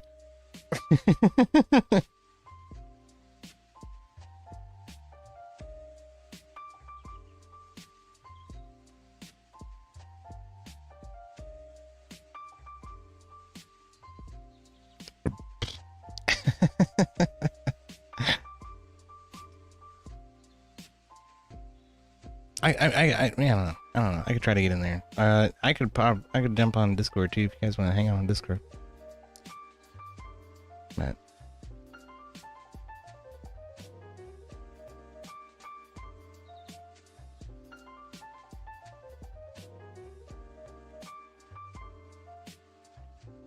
yeah, that's right. Okay, so the panel last week, last Saturday with Grid and the tournament and all that. Like I say, I got all the way down to the end and beat everybody except for Beth. Because I like Beth. I didn't want to fucking punch her in the mouth. Beth has been talking to me. There's apparently supposed to be a cash reward. We're supposed to get a small percentage of the donations for the night. I was like, Beth, I'm not even worried about it. You know, like I did some figuring, and I think it's probably like $30 to you and $12 to me. Because it's whatever, you know. But he hasn't given us the money. So she's been harping on him about it, apparently. So we're figuring that out. He's got some personal stuff going on, but apparently he's going to come back and get back to us within the next couple of days. So, all right, that's cool. Get a little bonus. That'll be nice. Who am I talking to? Oh, well, you, but also Beth in DMs. Oh, well, no, I can't. I shouldn't read that.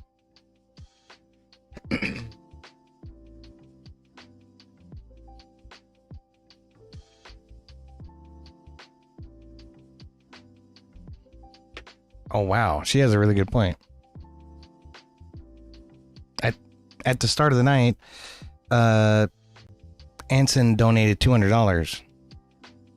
And then she's saying that apparently her and my debate alone racked up 150, which was the final debate of the night.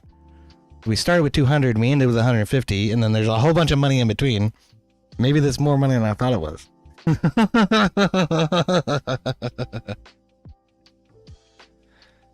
So.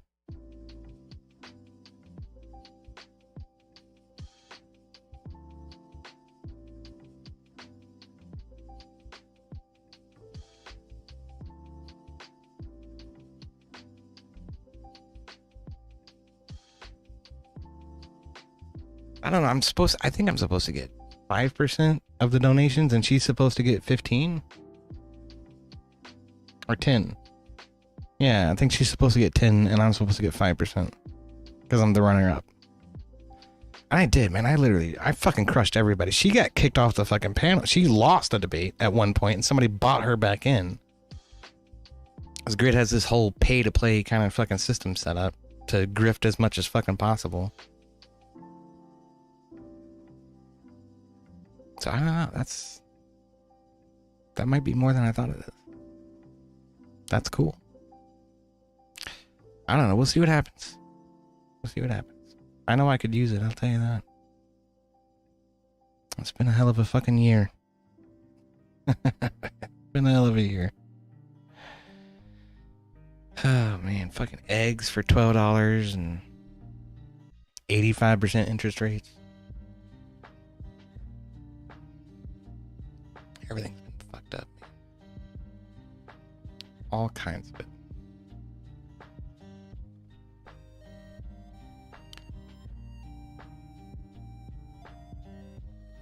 All right, so I opened the stream with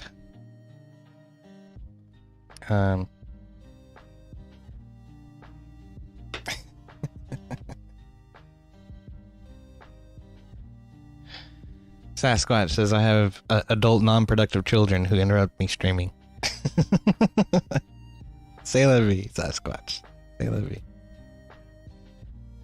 Anyway, I opened the stream with a documentary video. Well, not really a documentary. It was more of an instructional video for the Santa Fe Railroad in 1953 of how, railroad workers figure out where rail cars go and which trains to put them on and how they switch them up and everything else. And I was having a good time looking at all the different locomotives and rail cars that they had. It's cool stuff. But that's because I've been playing the fuck out of this game. So I'm gonna share a little bit of what I've been doing in this game here. Now the problem with this one is it's a big time sink. It's a huge time sink to try and develop an entire infrastructure for industry to sort of just exist.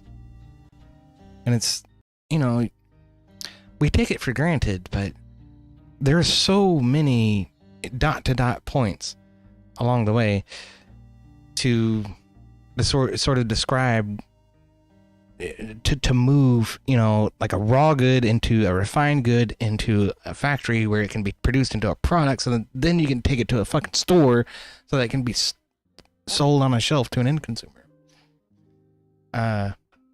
And what this game does is it just dots industries all over the map, and it's your job to connect them however you see fit, whether by truck, rail, plane, boat, whatever. So I'm kind of early in the game. I started in the year 2000. Right now it's the year 2006.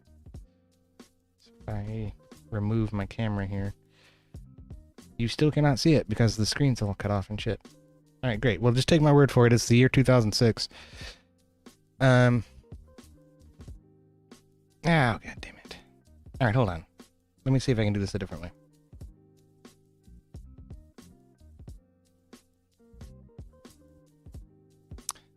I can. It's closer. We're getting closer.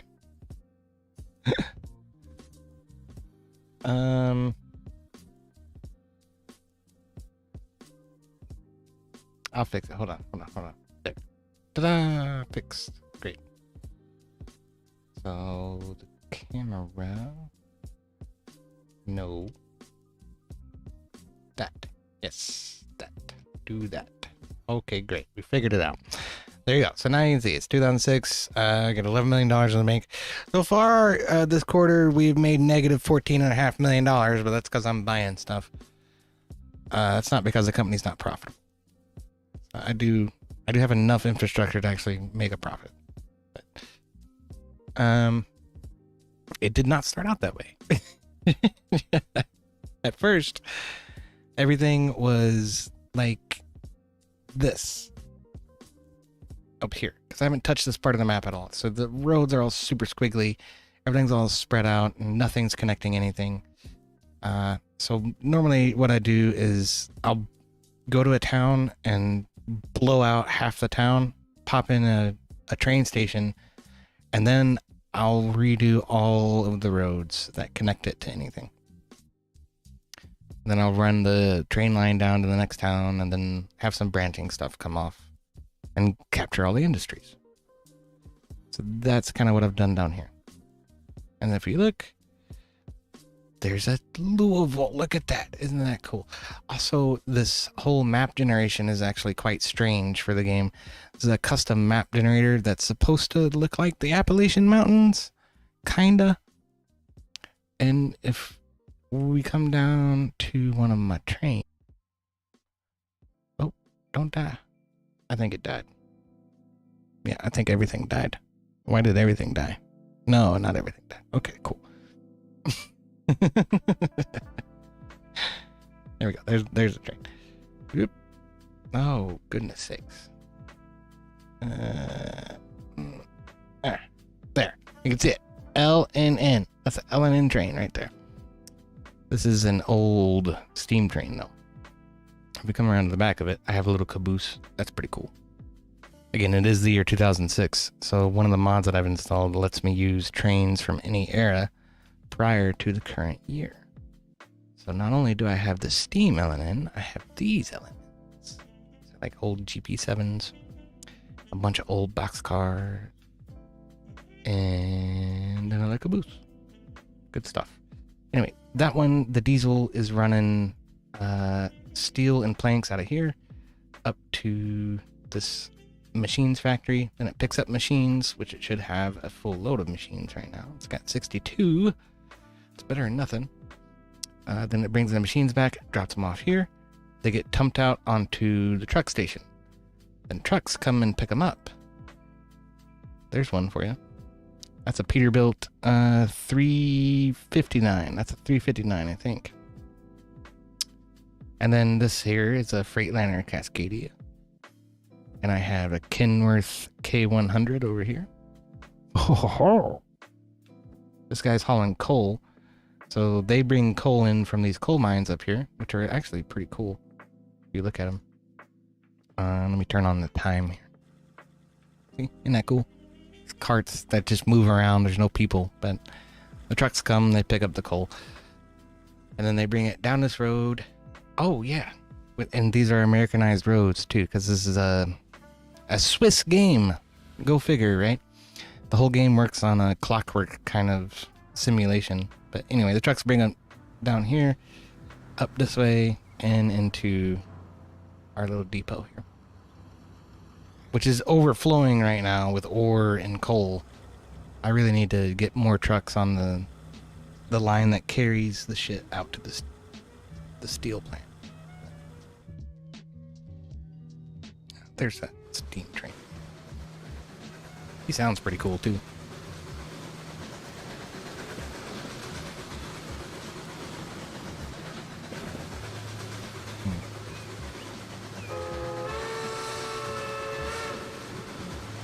That's a great horn. But I don't know, man. This is what I've been doing in my free time for the past several weeks. I also have some really cool station mods installed. These roofs, and if you come in and look, there's all kinds of stuff you can do, like these seating areas and these little roofs and the big roofs and the stairway across the top of it. I did all that. But this is also in LNN. This one is, what do you call this? I think it's an EMD E8. So there was this division of General Motors called the Electromotive Division that actually built trains for a long time before GE kind of took over that responsibility for most of America. But GE and Siemens, which Siemens is a German company, so GE is pretty much the only American manufacturer still making trains. And what's the other thing they make? Airplane engines. But for a while it was General Motors. And so General Motors had this philosophy to just make trains like they did automobiles. It was kind of cool. But that means we ended up with a whole bunch cooler looking trains than what Europe ended up with. Europe had a bunch of retarded looking trains.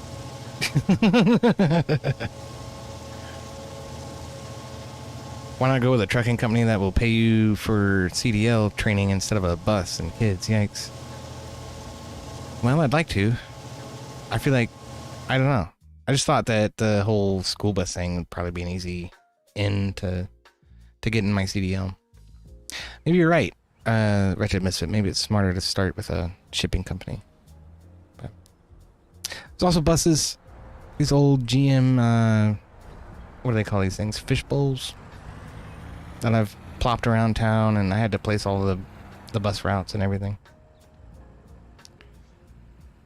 It's fun though. It's about moving people as much as it is about moving cargo. So I have a good time with it. Now with this station, I've actually built this big ass turnaround.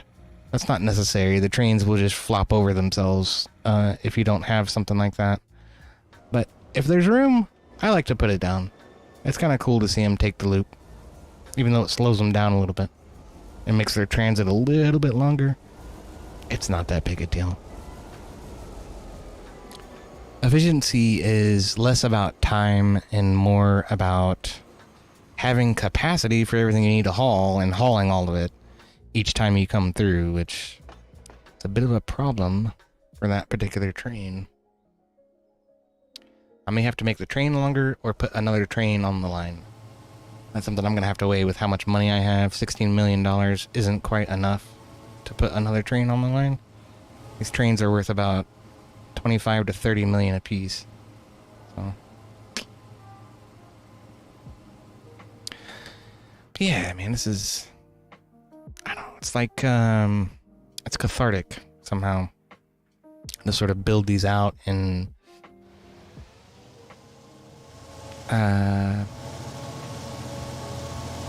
to watch them just operate, you know. There's American signals, there's American crossing lights, and American stoplights. I've done a lot to try and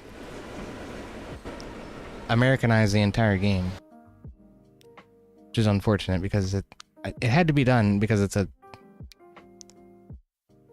Swiss game, and so they default to European shit.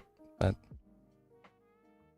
like I say, you know, it all works on like this clockwork tick system where if you eliminated all the graphics, the computer's keeping track of where everything is at based on a day counter. If you look down here in the bottom left corner, it says July 24th, 2006, July 25th, 2006. Oh. Autosave, right? Autosave up here. July 26th. 26th? Yes. So this train has been out of the station for all of 30 seconds, and 3 days have already passed in game time. I think that's how the game sort of keeps track of everything. Is as each day passes, it marks where every single train is at and how much is on board and all that kind of stuff. It goes a American searchlight signal. Super cool stuff. But I have fun with this. Yeah, and it's all very clockworkish. So when I learned that the developer was Swiss, I was like, that totally makes fucking sense. Of course they're Swiss.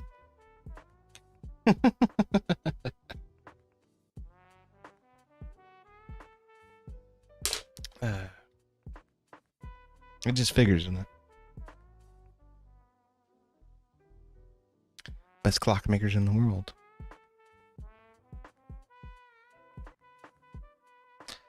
Oh, and bridges.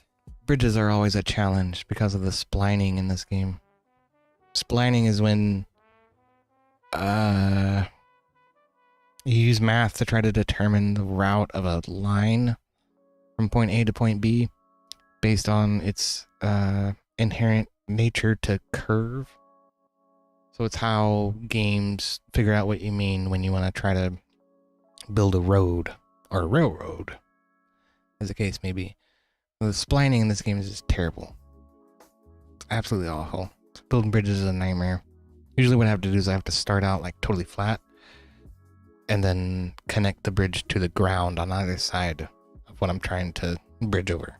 Which is totally, it's backwards, right? When you build it in real life, you start from the ground and work your way up to the gap.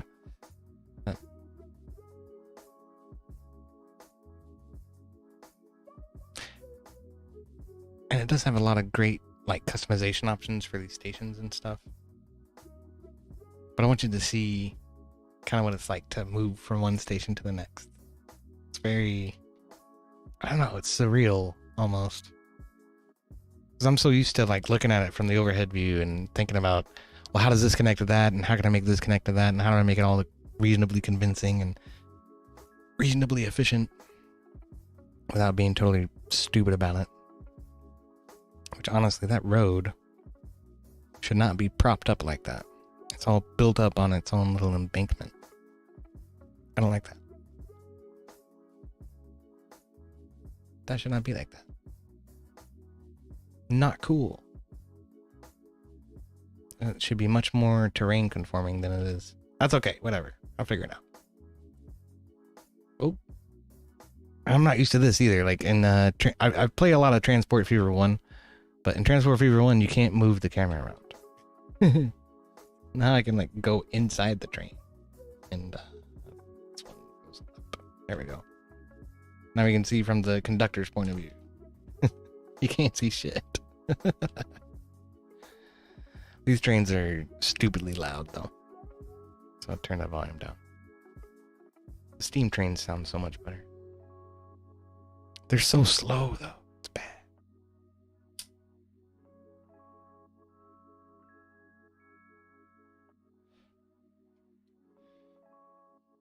This is my main line. It connects 1, 2, 3, 4 cities, I think. Maybe 5.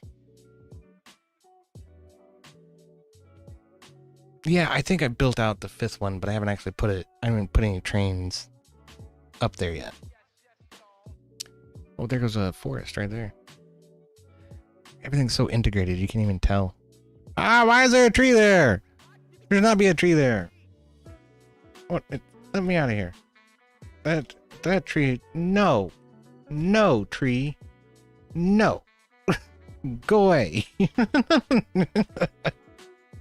Why is that tree there? I swear. Okay. Sorry. Okay. This is the station. I called this one Whiteville. I think it was originally called Withyville, but I took the E out of it. No, it's Whiteville. But yeah. Okay, so they go from Louisville to Birmingham to Whiteville to Martinsburg. Oh yeah, and then there's a branch line out here to Lewistown. This one's still a steam train. This is one of the old Atlantics. It's one of the weaker steam trains, but it's still a good looking train. You get all the steam and everything, right? And the coal smoke coming out of the stack. That's super cool, man. Oh my. That train is old. I think I need to replace it. Oh, it's finally making money. This is not, historically has not made me very much money at all on this route. But it is making a little money right now. That's cool. Yeah. The bridges are such a pain sometimes. And the inclinations, right? Like, trains do not like to go up hills. So any kind of inclination has to be extremely gradual, which means you have to plan it out for miles. I wanted this to go up into a tunnel so that I can come out this side, right? And be elevated when it enters a station here on an elevated station, which I thought was pretty cool. It's kind of a very futuristic station for a very traditional train, but whatever. C'est la vie, right? The fact is that this is my shortest line, and so that's the only place that's really appropriate to run the Atlantic. All kinds of decisions you make in this game end up cascading into further decisions you have to make further down the line. I didn't want to get rid of the Atlantics, but they weren't. I had them on the main line. Okay, I had 2 Atlantics on the main line back when it was Louisville, Birmingham, and Whiteville, or Whiteville.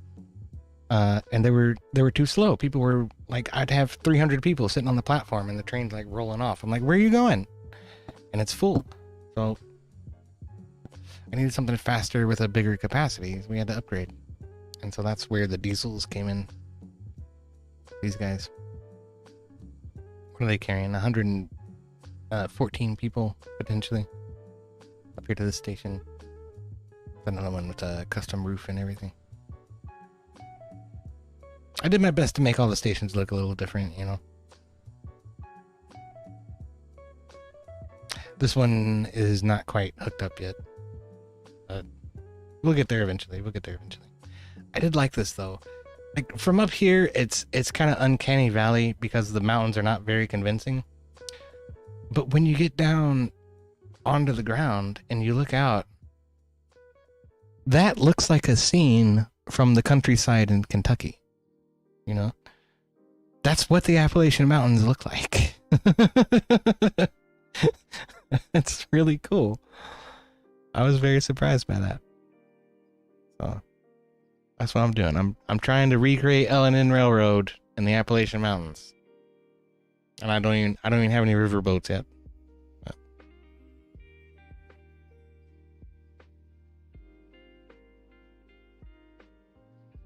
But that's why I started with the whole railroad thing today. Because I've been enamored by this game way too much for way too long. I'll tell you that.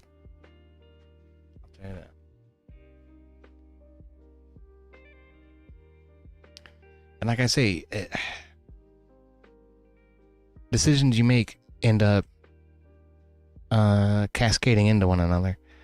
I've probably been playing this map for 15 or 20 hours, maybe. And I've only gotten through 1, 2, 3, 4, 5 cities. There are something like 18 or 20 cities on the map altogether. And there's another, 40,000 acres up here that I can actually build out and connect and do whatever with. But I do my best to make the highways kind of make sense and make reasonable decisions about the rail. Through here, And okay, so one of the big things is keeping the cargo line separate from the passenger line. And occasionally they merge together, right? But usually they're totally separate. And when they merge, I still want to keep them isolated apart from one another, because the cargo trains are inherently slower than the passenger trains, especially when they're loaded. They have 350 tons of cargo on board. They're not going to be doing 80 miles an hour, whereas these passenger trains will do 80 even if they have a full load eventually. But a lot of stuff you have to think about that goes into it from like a civil engineering perspective. I find that fascinating. I've always found engineering fascinating. It's been cool stuff.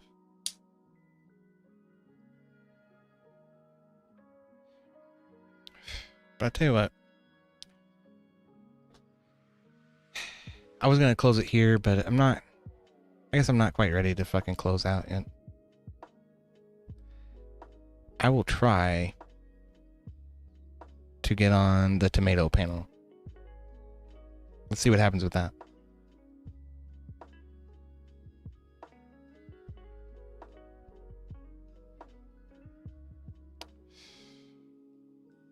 I was stoked that I found this game on sale for $10 and it was actually compatible with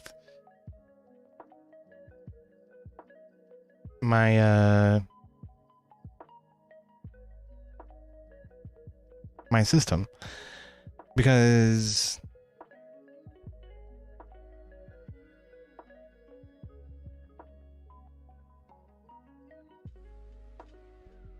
I only run Windows 7, you know.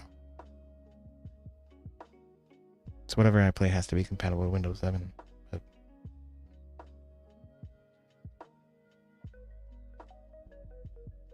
maybe I'm barking up the wrong tree here. No, I'm not. All right.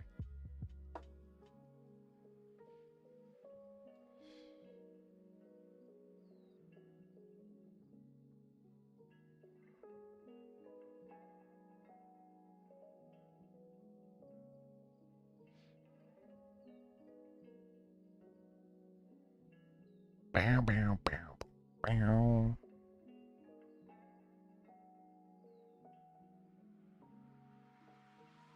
All right, let's see what they're talking about. Oh my goodness. Pinned at the top of the chat as well. You need to start heading over to the Gauntlet side to continue watching the show. The Gauntlet is the DGen Power Hour portion of the show. It's part of the Panelverse, and that is how we are shifting. So you need to start moving now. I have set up the raid to go ahead and raid myself. So here in about 2 minutes, I'll close down the Raging Tomatoes side, and we will continue. It should drive you right over to the Gauntlet, and we will continue going. Libtard Investigator getting their new Gauntlet membership. Congratulations and welcome. You are officially, I believe, the first person to obtain a membership over on the Gauntlet side. The memberships just went through recently. So you are officially a squire. The memberships are built a little bit differently over there, just slightly, not by much, but feel free to get a membership on either end. A Brain Benders Banter, BBB with the big two, says, see you over at your link. Yes, it's being dropped. Thank you, Uncle Guns, over and over again into the chat. So just start heading over. And yeah, and go ahead. Back to you, panel. What's up, everyone? How y'all feeling tonight? So We don't even have a topic. like Well, apparently they don't want to talk about landlords anymore. or helping people build income while being on Section 8 housing, or build assets while being on Section 8 housing. Oh, there it is. Because it seemed like Mike is like this. I was a little confused, honestly, like because I was trying to like, okay, how do I? Is there something that I can contribute to this? But he kept like saying things that like I agreed with. So it's like, okay, it's the appeal to emotion. Well, more so that it's like, I was just like learning a lot, and it seemed like it was Did you just wink but at it seemed me? like there's this like space that I don't really see. Maybe this is a what do we call this? an artifact of running Windows 7, but my camera can only go to one source at a time. So I have to turn it off in OBS.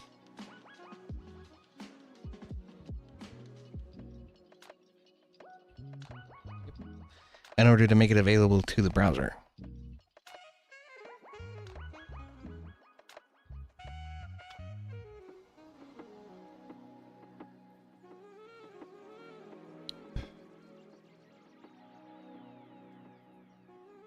There it is.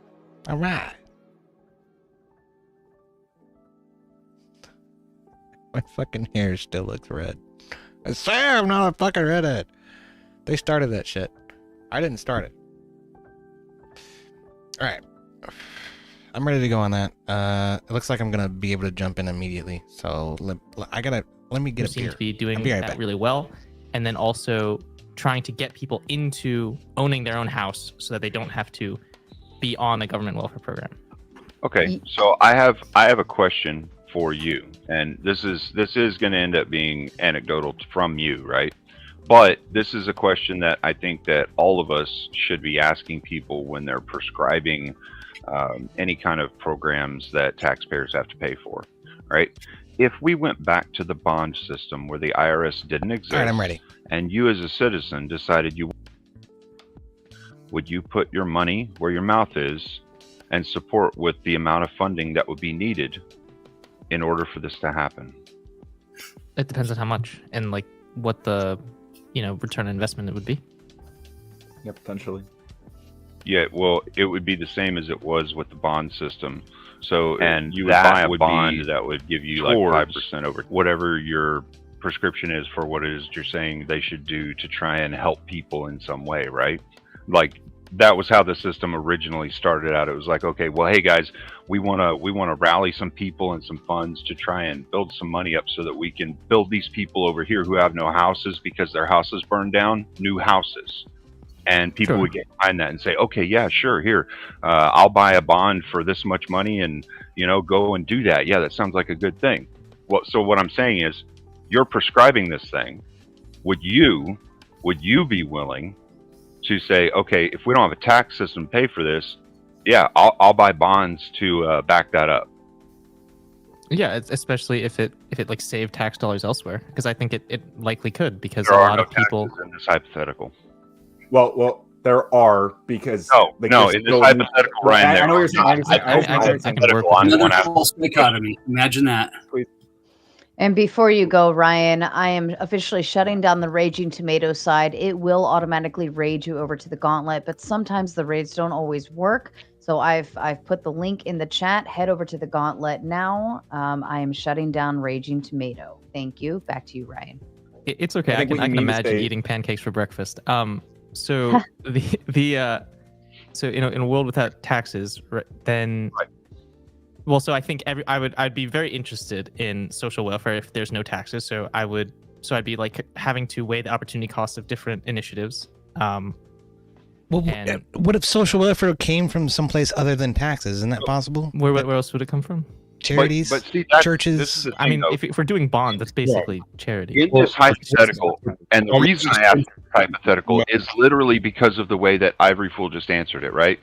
He answered it in the way that a typical person on his side of things would answer it, right?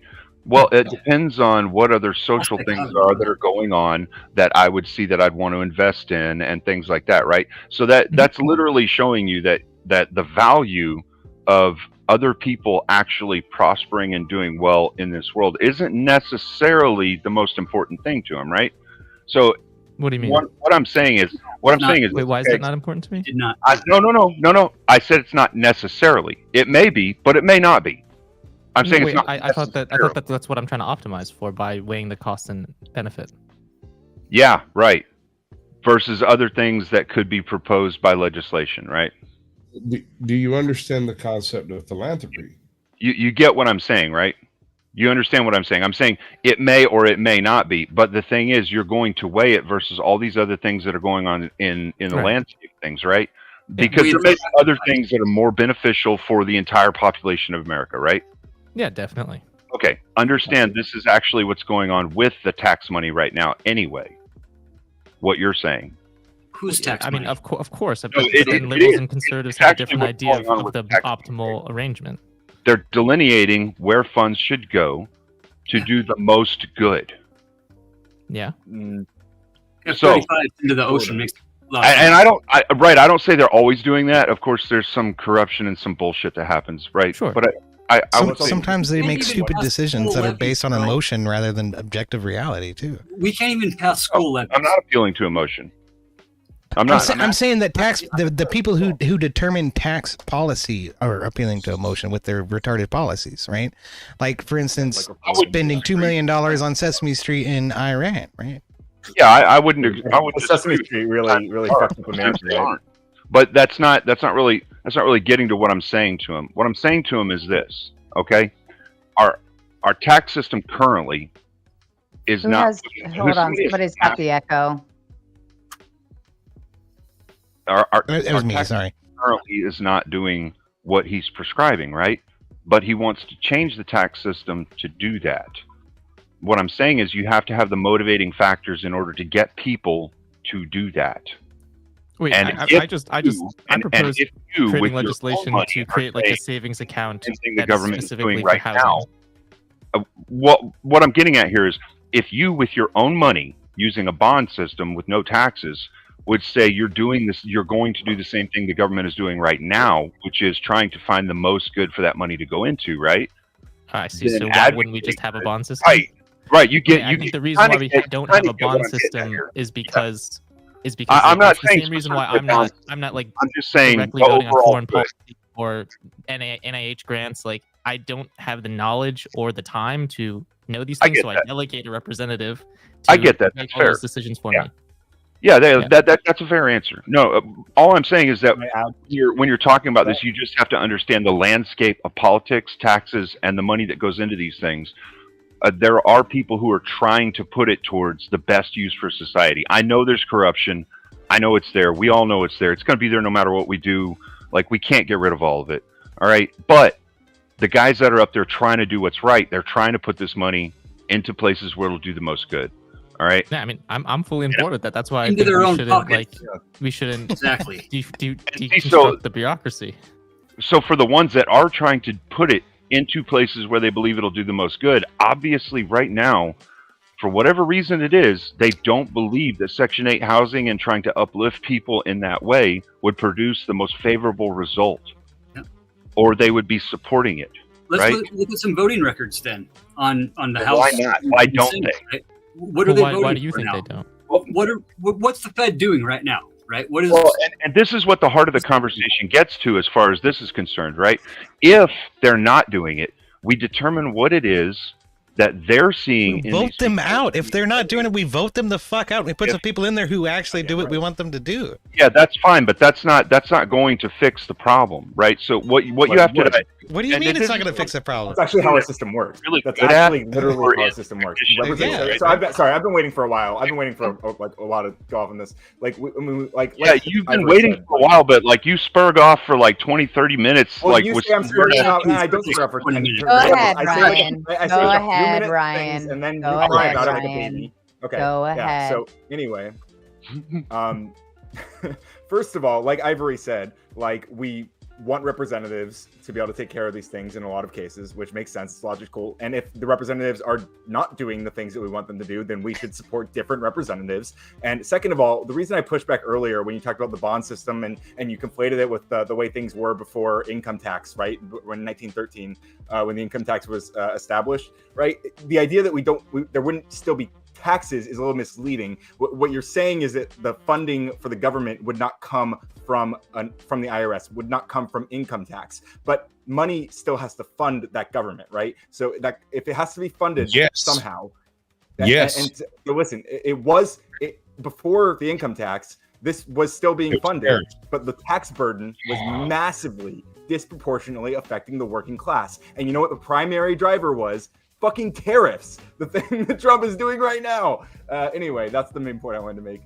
Right, but it's not speaking to the point that Ivory was talking about, right? And all I'm trying to get Ivory to understand is whenever we're talking about doing a change like this, look at the reasons that people aren't doing it, and those will show you where the problems are, and try to. I'm like confused by this because this is like an efficient market hypothesis, but it's like efficient government hypothesis, where it's like the government already knows all the things. Like it's not a hypothesis. This is literally why people do things, right? If people see there's a problem in an area, they tend to stay away from the area. If people see there's, it's just natural. It's just natural. Wait, Han, are you saying that because government has decided that the way that things are is optimal, that it does not, like we should be suspect of me proposing this? I'm not saying it's optimal. What I'm saying is look at the reasons they're not doing this. Try and fix those reasons so they want to. So what do you think the reasons they're not doing it are? The reasons that I believe they're not doing it? Yeah. Oh, I think there's a ton of reasons. There's a lot of really strong correlates. I wouldn't say there's necessarily one or two direct causatives, but I would say there's a whole lot of correlates that are involved in this. Politics, the one that you feel like is the strongest in the scheme of it. Some of the stronger correlates that I would say. The crime rates in the area may be holding those people down. They may not be able to afford doing things because they're too busy trying to defend themselves and make sure their kids aren't getting hurt whenever they go out on the street or whatnot. What I'm specifically saying is there's an asset trap where if you build assets and wealth, then you can no longer qualify for housing assistance. So right, I understand that. So. The proposal is, or the idea is like, let's try to figure out ways to expand that with remove the asset trap. What I'm saying is, let's look at what's creating that problem so that we can get rid of some of those problems, right? The thing is, when you're talking about causalities and trying to fix something, you have to get the root of what it is that's going wrong. Like if you have a light bulb that's gone off in your house, the light bulb might be bad, or it might be that the switch is bad, or it might be the wire. But what you're going to do is you're going to take a multimeter and check all along the string until you get to what the problem is, right? So what I'm saying is let's do that with this. Let's go through it. Let's do that with what? The actual problem is it's stopping people from powering the system to build people up. Powering the system to build people up. Right, yeah. Yeah, get the system to power up to power people up. Right? So why is the system responsible for powering people up? Isn't the system responsible for just for giving people an opportunity to power themselves up? Is that how our system is really built to work? I don't necessarily disagree. I think there is some nuance, and I do think there are some people that, like, the extreme cases, there's people on disability, people who can't, whatnot, right? I do think that exists, and sure, the welfare system is there for those people who can't, right? But for the people who can but aren't capable for whatever reason that's holding them back, we need to speak to those points. We need to figure out what it is that's causing that, so that the system sees. I don't see a solution to that in government. I think that government can only mar that situation up even worse than it already is. I think the solution to that is creating. It depends on how it's legislated. There's already regulation in place that helps deal with this. What I'm to be improved. Okay, like what? Not effectively. If it was effective, we would see no problem, and yet we see a problem, so it's not effective. Okay, so just because there's a problem doesn't mean that it needs to be perfect if there's no problems, right? So we can't expect... Nothing is perfect. Nothing is ever perfect. We can't expect perfection. But we are saying there should be a majoritative increase in people who are in poverty areas. I'm sorry, what does majoritative mean? What do you mean by majoritative? Majoritative. Majority. More people. Okay. Or more. Gotcha. 51% of an area or more, right? Gotcha. 51% of the people in that I understand area. what majority is. I didn't hear that part of what you were saying. Forward out of that, right? What's stopping it? Because it's not necessarily just the welfare system. The welfare system gives them the baseline so that they can try and do something to succeed, right? Actually, I think the welfare system holds them back. I think the welfare system is a free grant of money, and that suddenly I don't have to do as much as I needed to do before because the government's giving me this check. Why do I have to work as hard as I did before? Because the government's going to pay me fucking $1,500 a month to sit on my ass. I agree with Ryan. More, they're going to pay you less. I agree with Ryan as far as like the programs, as far as that's as far as like it goes. But as far as the EOD, I think that it goes to voting and people who also support those programs. Like Ryan said, look at the letter next to their name, things like this. I'm being really pedantic right now, but that's what everything boils down to. So yeah. Great point.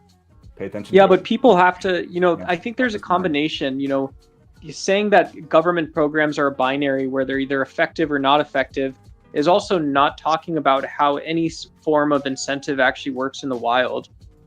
So I just imagine like we'd have to look at like behavioral economics and stuff like that too. If we're trying to quantify something, and this is just like trying to be good faith to both parts of that equation, because there are at least, two people who have to pitch in for that to work.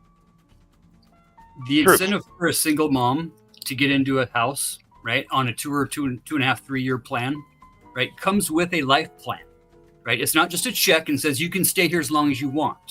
Exactly. Okay. They're working with the homeowner who is now the landlord, right? They got to get the place up to FHA code. Okay. So the last renter is going to leave it as a shithole, right? So he's got $5,000 minimum just in cleanup and maybe some carpet cleaning. Probably $10,000 if he goes through. No chipped paint at all on the exterior of the house, right? These got to be in good living condition, right? As she does this, the incentive for her, right, is to gain wealth, is to get out of that house eventually, right? To get a good job and have the ability to do that at first. But as you make more, she gets paid less, and now she has to start contributing to the rent. Well, I agree with EOD as far as this handicapping people. It's handicapping people because if you give people something for free, I mean, what's the incentive to improve it? Which goes back to Cleaner's point of oversight. You need more resources, more oversight, more everything. Where are we getting these from? You have that time. You don't have that financial burden that you can put in that extra time, that you can put in that extra oomph, right? And make that extra $400 or $500, whatever it takes. And that comes off, there's 4 or 5 sections at least of, even on when you're on welfare and food stamps, right? You get so much depending on how much you make. Those gaps are what's the problem. $1,600 a month, right?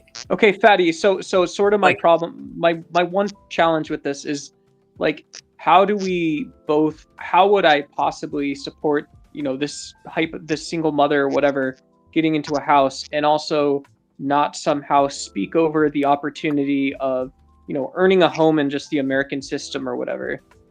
Like, what's her other choice? Before you answer, let me get to a couple of these real quick. BBB in with their new Gauntlet membership. Welcome to this side of the crowd. Libtard investigator says with the Big Five, what I didn't hear tonight was how opening up a public land for development and deporting those that came here and how that affects the housing market. Does anybody have a thought to add to that? Yeah, we have a huge labor shortage right now. Huge. All right. Like And in specifically Libtard follows construction? up and says, send Ryan to the back unless he shows his dog. And you did already show the dog when that came Yeah, I through. did. Okay. And then there's another one that's going to kick me anyway, but I want to say something real quick before that. Sure. Go ahead. There's another comment moments before that talked about the automation age coming, and this is true. There is about to be a lot of stuff that's automated, but they also said that basic income is coming. That is only going to be true if we make sure that people in the government are interested in supplying that. Otherwise, they're like, if you have people in the government who only care about their profit incentives, billionaires like Elon Musk and Trump, they are going to put robots in all of the positions, and they're not going to give you basic income. They don't care about you. Okay, like keep that in mind. But if you want to be able to leverage AI so that you don't just get replaced by someone else who's better at using AI, you should come check my channel out, because as Radical Coder, I love fucking AI. It's awesome. I use it every day. That's because you're how to use it. You're fun self-detrimenting, and you want to ruin your own fucking industry. My dog is way cooler than yours, by the way. We got dogs, cats. We got everything going on. I love it. And Daniel says, screw the dog. Sorry, dog. Send Ryan to the back anyway. So, Ryan, you got 10 minutes backsstage. He's getting too big for my lap, honestly. That's what she said. Oh, look out. I'll tell you what, I spent too much time watching The Office. That's what she said, just about anything. The Office was like one of my, that was like I used to get off work working at a restaurant, and, my roommates, I think it was on Thursdays, but every Thursday we would like play Halo and watch The Office. That was like what we did. That's fair.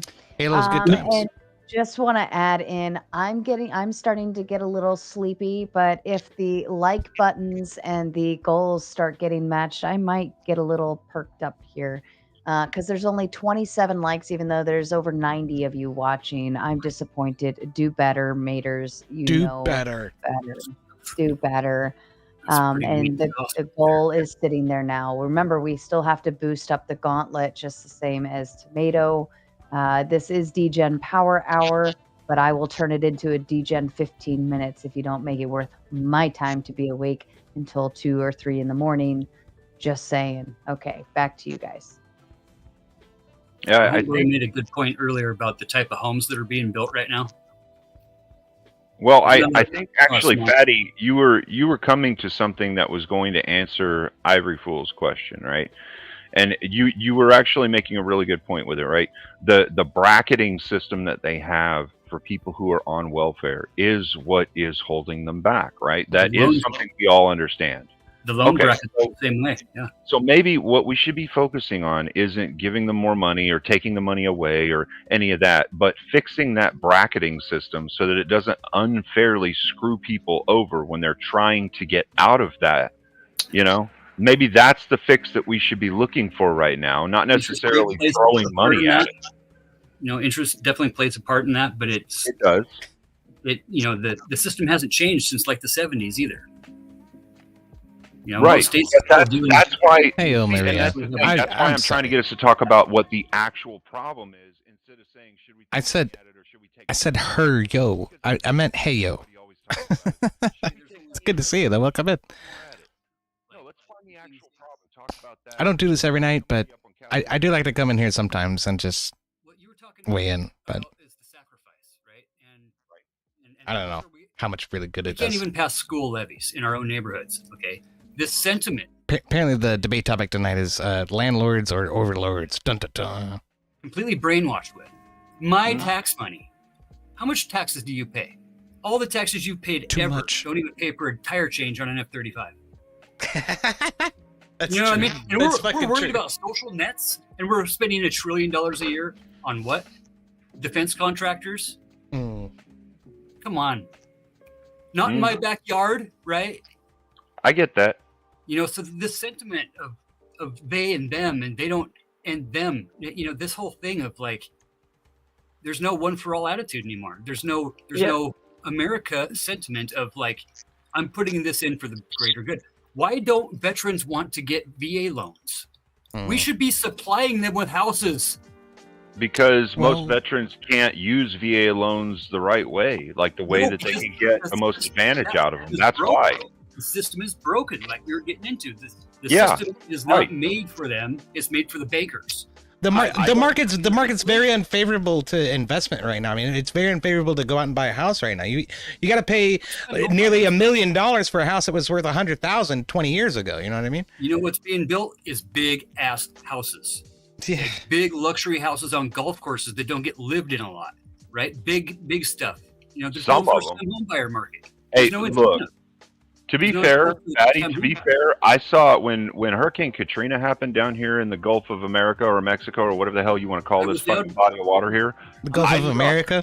Lab houses going up, selling for $90K that couldn't be worth more than $15,000. So it's not just, you know what I mean? Like it's overpricing. It really is overpricing on the property. Yeah, and we got big companies, you know, going in and buying all these tracts of land. And they used to buy them and develop the land and sell them to folks. Now they're building the homes spec, right? Letting them pick their interiors and rent or lease. Or they'll build a slightly larger house and sell it as a quad apartment or something. Yeah. It's a product. Every time somebody touches it, they're taking their 50%. Yeah.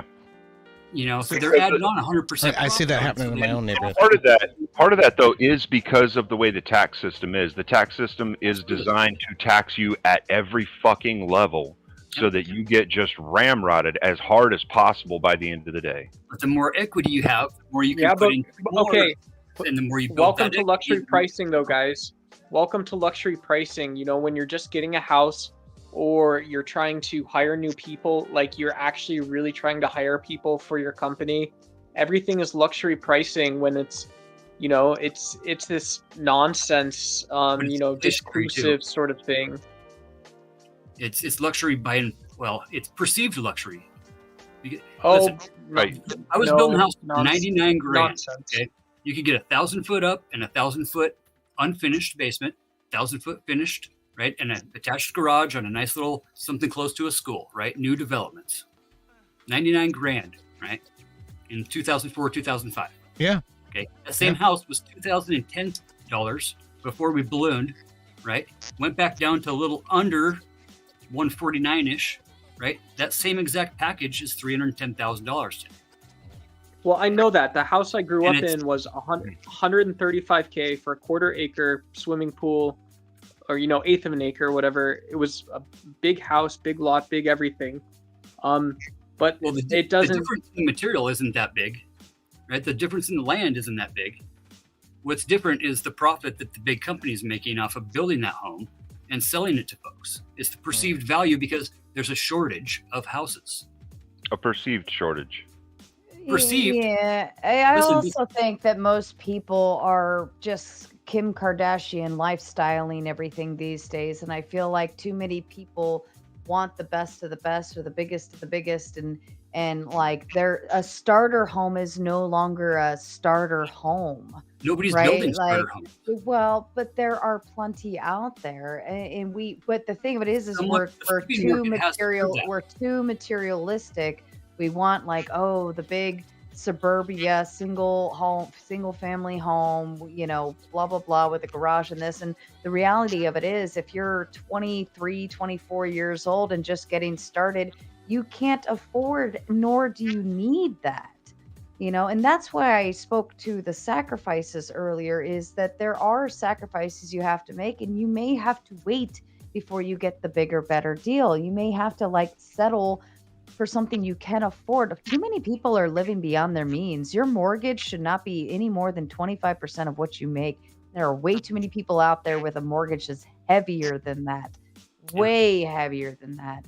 Predatory lending. And Yeah, people are ending thank up Obama for that. house poor. They're ending up house poor because they want, we got to get the best deal ever. It's like, God, I just look at, out here in Maryland. Sarah, shouldn't it be way easier to explain, though? Sorry, not to cut you off. Shouldn't it just be way easier to explain? But you did cut her off. The market. Right, but I said no offense. No, though. it is easy to explain. That's why I'm explaining it this way. Stop fucking trying to live like the Kardashians. You're right out the gate of I just graduated college and got a job, and I'm going to go buy the biggest, best thing I can, or whatever. That's absolutely ridiculous to me.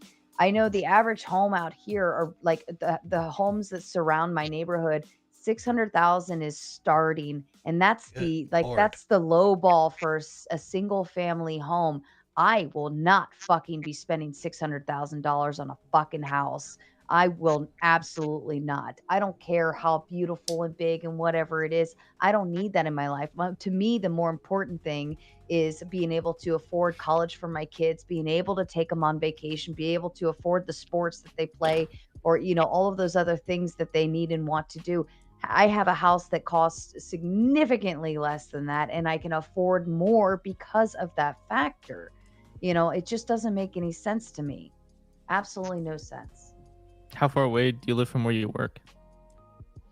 Well, I'm downstairs. But no, my job, I was actually working from home for my job that I was in before I maneuvered, and I was working from home for 5 years. So that didn't even factor in. Now, the actual headquarters of it was 45 minutes away, but that wasn't a factor. Now, later on, when I switched roles, I do have to work 40 minutes away from where I live, but that's out here is normal. It's normal for us. That's why we want to idealize where we want to live, is because we want to live close to where we work. I do not want to live where I work at all. That is Baltimore. Fuck no, I don't want to live down there. Yeah. The closer the better. I mean, no, but the thing is, no, I want to live as far away from Baltimore City as I possibly most can. folks that have to drive to work City every day. sucks. right? Out You don't want to here, be as out here, a 40-minute drive is like nothing. That's actually, I have a small commute compared to a lot of people. you can't get 3 blocks in Seattle for 40 minutes. I mean, it's So Sarah is actually speaking to one of the things that when we're talking about something like this, we should try to understand the stronger correlates in why something isn't working, right? She's saying what is happening in society right now. That's where a lot of people are going to college, or even if they don't go to college, they go and get a job. They try to get into a house they can't afford. They try to get into a situation they can't afford. They do these things that are well outside their means. And they probably won't be able to afford it by the end of their working career. So I think they're doing what society has told them that they're supposed to do. It's right, the, yeah. The Insta, I must buy this now and pay later thought process. We have a lot of that going on. Oh, yeah. I don't know. Instant Buy gratification. now, pay later. I don't know how Instant much it's buy now. gratification. Yes. Instead like of it's just way easier. saving, instead of what, to just buy a house that No, you no, can't like afford? it's way or- easier to rent because what we're seeing is like the closer you are to a city, the cheaper rent is compared to owning. That's entirely false, dude. The rent in New York is fucking not always retarded. true. It's like $8,000 for for what would cost you $600 on a mortgage in New York versus Yeah, New York, but upper what state. he's saying, upstate New what York. he's saying is true in some places and false in others. It does depend on the city. Some cities, it is way more expensive to get downtown. Like New York, to be downtown somewhere near where the jobs are and all that, it is super expensive. But The same is true here in Kentucky. If you're in Louisville, you're renting in Louisville, you're going to pay a shit ton more in Louisville than you are out in at Radcliffe or out in fucking Claremont or out in Bowling Green. But you're going to be further away from the city. You're going to be further away from your job. So it's a give and a tell take. you in Dallas, like I've been up to Dallas. In Dallas, it's way cheaper to live in a rented area near some of the more higher business areas, the higher industry areas, things like that, where there's a lot more work. It's a little cheaper to live there than it is to live in a rent house that's outside that area. And I mean, it is What do you mean different in different cities. Yeah. You know what this country's really, really It bad at is civil planning. Yeah. We don't have a lot of multi-use buildings.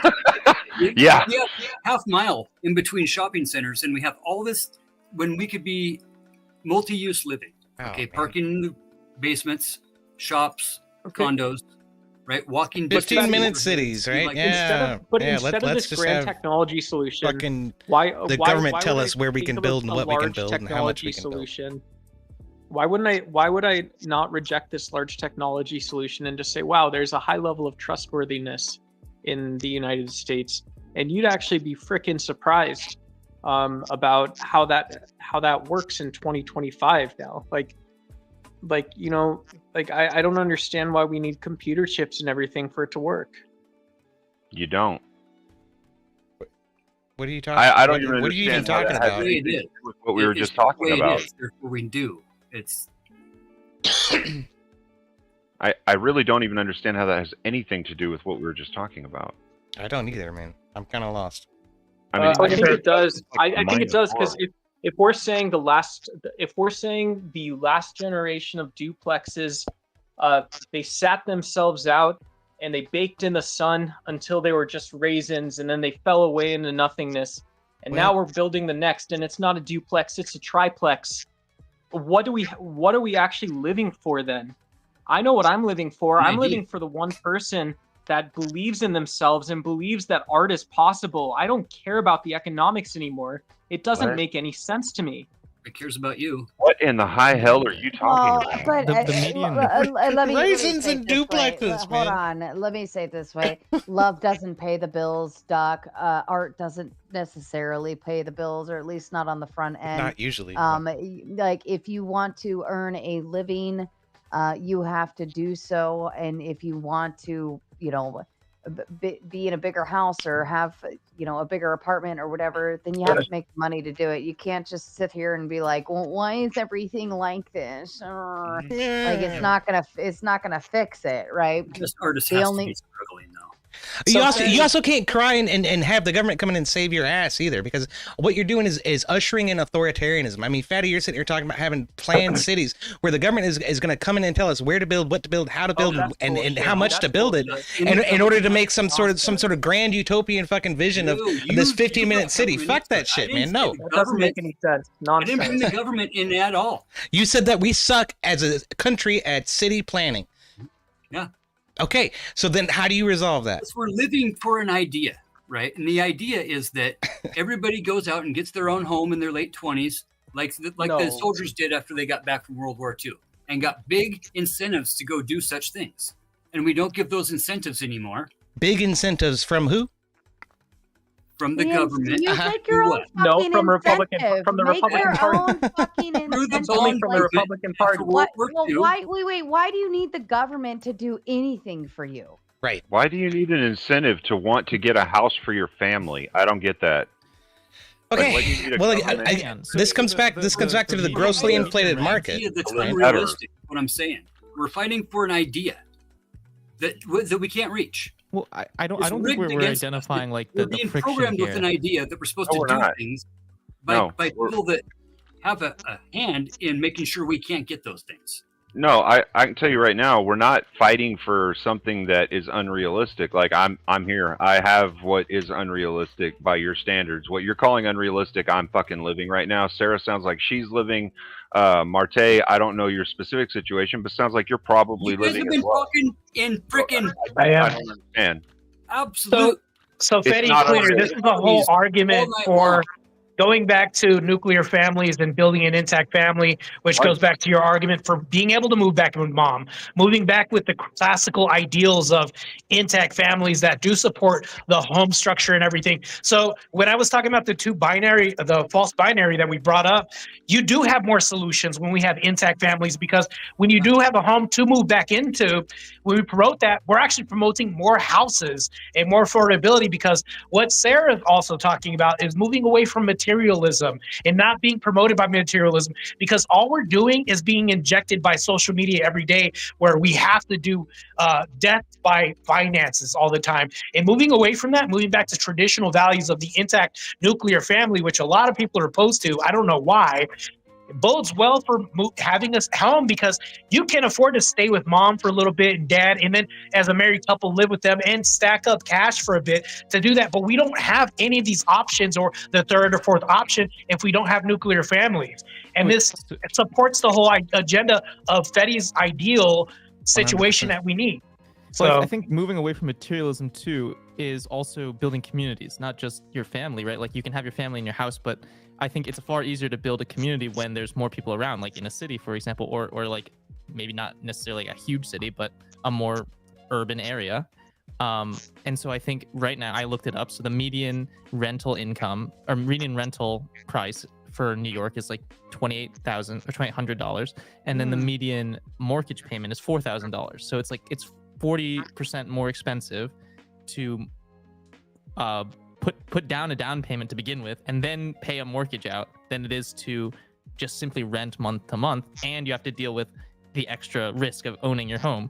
So it's like the places that people want to be and work and be in community with one another, and where they have the most opportunity to do that, it's like it's far more like it's a huge shift for a young person, especially who's like trying to build connection, trying to build a network, and trying to be where people are, to ask them to go to to move away from that so that they can afford a mortgage payment, like their parents' home, because the median income is 53 right now in America, and it's like if that option's available, that's more optimal than what we're talking about, living in a metropolitan city, sacrificing everything for maybe a degree that won't get you a job anywhere but Starbucks.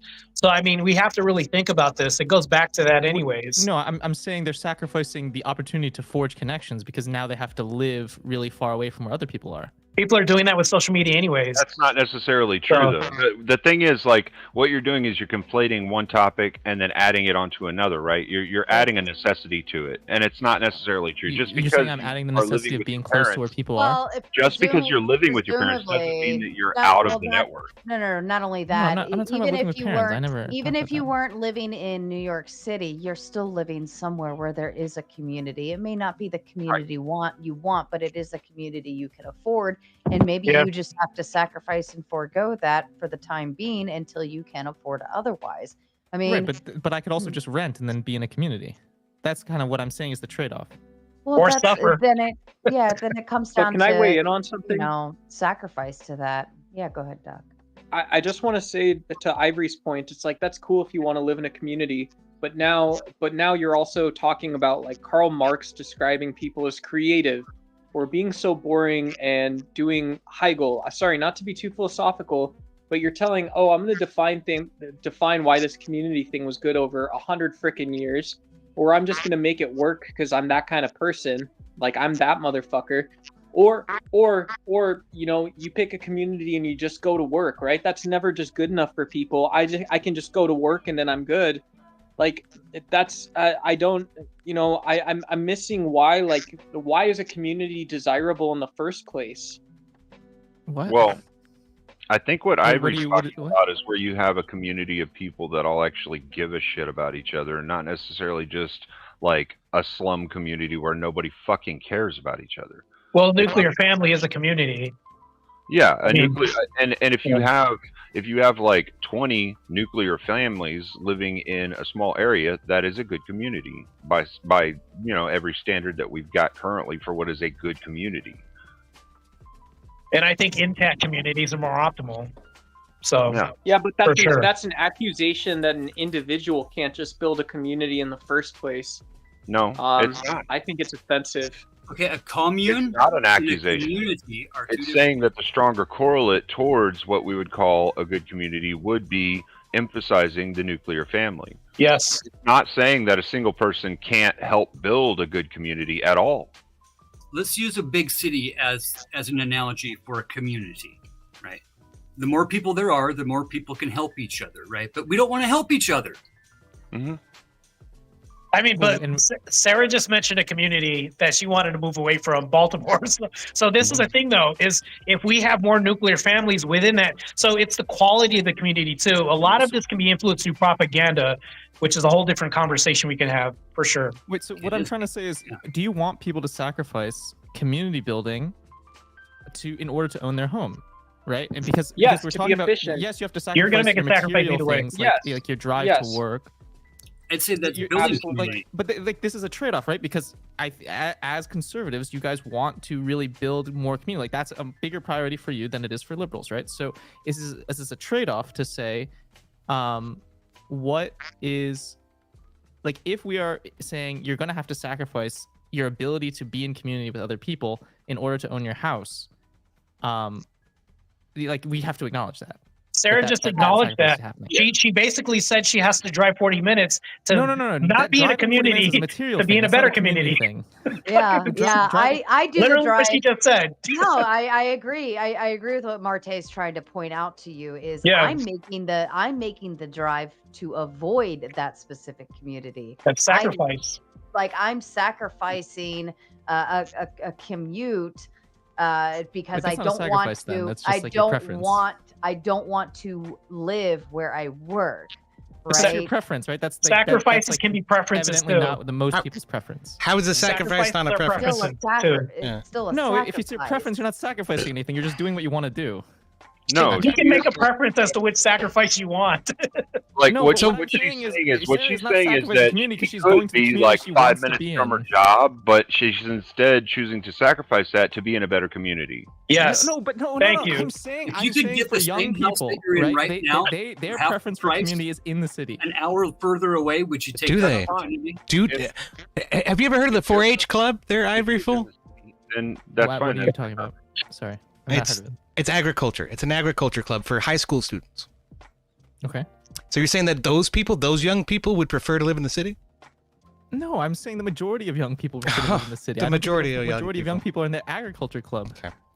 Is that like the majority of Americans in general People live choose to live in rural the city? area, and they probably want to Well, move to a city to get a job. majority All of right, I Americans am that are finding complaining about every- housing I prices. think Hold on, stop. Here's the problem.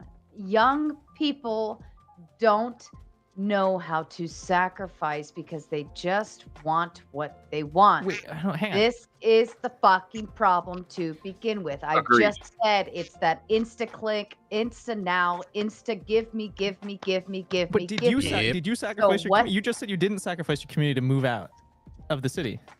What do you? What does sacrifice mean to you? You seem to be hung up on this word sacrifice. What does sacrifice mean to you? prefer to live in the community. Okay, Like if I here's had what I'm infinite money, sacrificing. where would you Here's live? what I'm sacrificing. I'm sacrificing a 5-minute drive to work in order to provide my children with a better opportunity, better schools, better neighborhoods, safer, this, that, whatever. Right? Sure. That I could drive 5 minutes to work. That'd be nice, but I'd be living in Baltimore City, and I don't fucking ever want to go back to that place. Right, but I'm moving away from like a And that's a material thing, like preference. your No, you asked how much for time you're her- spending on you driving. asked What for I'm what what I'm she talking about is sacrificed. if you had infinite money, a lot of people would want to live in the city, especially the young people, because they No, don't have a network. They don't. They Like- want to. Okay. They I get- want. Okay, Yeah. I want a fucking gazillion dollars right now, and guess what? I'm not gonna get it. Oops, So sorry. what I'm saying is you are not sacrificing by moving away from the city because you don't want to live in a I city. sacrificed my early years in order to be able to afford to live out in suburbia no man's land so I could avoid all the numbskulls in the fucking city. Sacrifice is more than just like one fucking day of doing hard work. Wait, Yeah. Yeah. What you Yeah. just said was you sacrificed so that you didn't have to live in the city. Yeah. That doesn't. That what we're saying is people What you're are what you're being- not understanding, and this is the thing. This is the thing, Ivory. Okay, and this is what Sarah's trying to speak to. Okay, there are two concepts that are really failing to be taught to the youth of America right now: family duty and family sacrifice. Sacrificing for your family and what your duties are to your family. These two concepts, kids just aren't getting taught to them right now. Instead, in schools, what they're teaching you guys is to say "I feel" when you really think something. So I don't disagree. Anything you want is what you ought to get, and if you don't get what you want, you're sacrificing something. I agree Yeah. that Hey, that's your understanding of teaching sacrifice. kids the right values. I Instead agree of with that. what's good But these for these you. are not singery and sacrifices either. I can say something accurate and Sarah is a mother, so thank fucking God for her. But I can also say like, look, I don't have that much on my plate right now. I'm gonna make a sacrifice to teach someone something. Does that make sense? It should now. But like there's a lot of different kinds of sacrifices. It's not. I don't think it's like a small topic. Like there's probably a large topic we could discuss with that. Another let time. me put it to you in this way, Ivory. If I took a job, the same job I do now is not available in my area. Okay, Yeah. it's pretty specific, but even what I could find that's similar to what I do in my area, I'd be getting paid almost half of what I make in the city. Right. Yeah. So right? it's definitely a So sacrifice to move out I and make- have a longer commute. I live in the community. I want to provide for my children, but I make the sacrifice to drive into the city that I fucking hate with Yeah. all of my body in order to make the money that I need to provide for those children to be able to live in the community I want them to live in. Right. There's But not sacrifice. living in the city is not a sacrifice for you. But other I- than the For drive. fuck's sake, Like, man. Ivory- It's Ivory- just not getting through. It's not getting through at all. Prefer the culture of suburbia. I think your definition of sacrifice is different from everybody What- else. Apparently, yeah. That's what I was getting at. Culture of a city. If I You're, value the you're, culture of a you're city, trying to say that The people culture of a wanting to live in the city have to sacrifice stuff to live in the city, and I'm telling you that it can also no. I'm not saying they have to sacrifice things to live in the city. What I'm saying, They do have to sacrifice things to live in the Then city. you're saying- then you're also They do. saying people have to sacrifice not living in the city in order to live in the suburb because that's the only place they can afford, and they have to work in the city or whatever. No, because I'm saying they rent in the city. They can be. In No, the city. no, Sarah. It's people live wherever they want to live, and if they don't get to live wherever they want to live, they're making a sacrifice. That's it. Yeah, and is that Ivory- right? Oh, no, hold on. Ivory Fool. Is that right?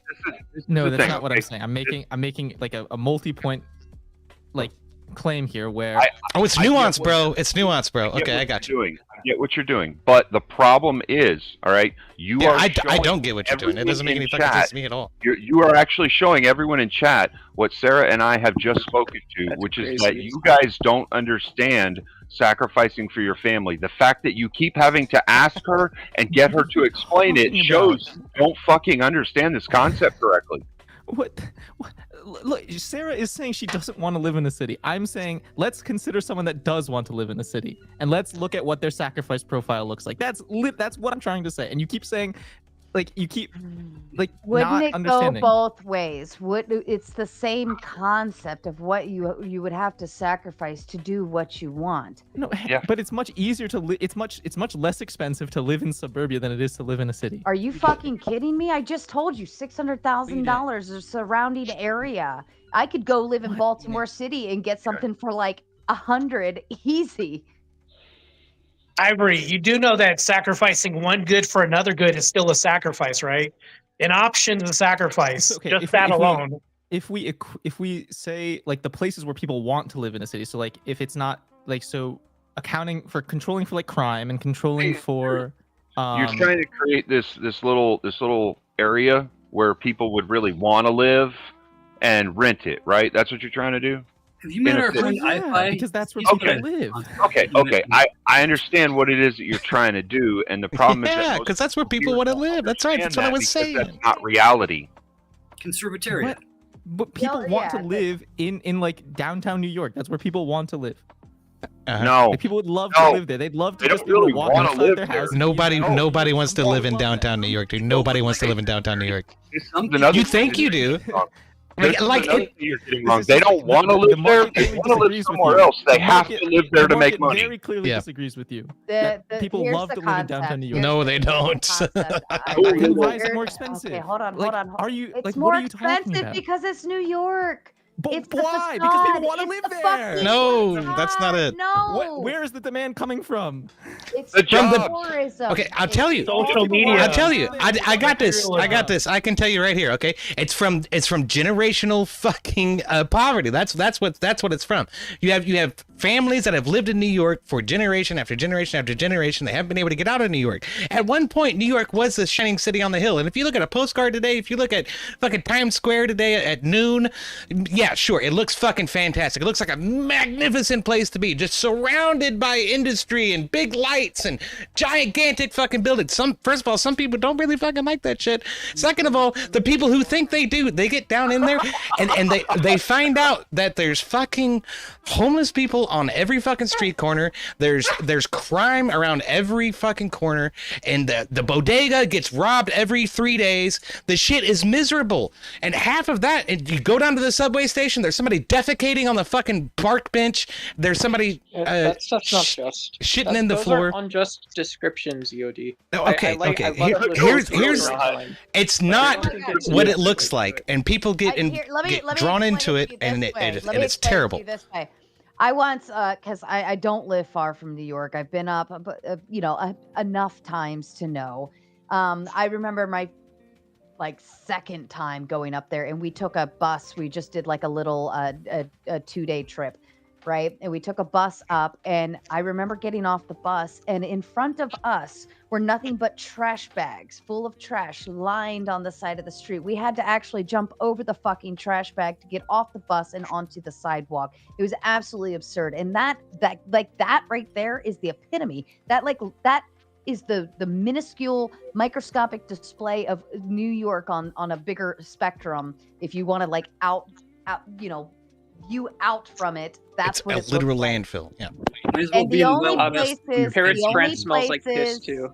The only places that you'll see outside of that are treated much better you're talking like $1 million homes. That's the only places where you actually get the what New York's supposed to be like kind of shit. Right. Totally different. Where there is New York, and then there's like rich people New York, and it's two completely different those things. areas are very compacted together. Like you can have a community that is Why does that matter? How is that an argument? Because it's close to you. Like, Jesus the people Christ, that you man. want to spend time with are close Okay, to you, and like the places you want to be are close to you. And it's outside of work too. It's not just work. Here's what happens. People that get these wide-eyed, just like the waitress that moves to California because she wants to be an actress, okay? You get this wide-eyed appeal of, oh, it's going to be all shiny, bright lights, and it's going to be this, and it's going to be that, until you get there and you realize the place is full of shit and piss and trash and rats and all sorts of stuff, and you're miserable paying this outrageous rent, and you're struggling to get by, and you realize, oh, it's going to cost way more than what I had in my savings account to get through just one fucking month.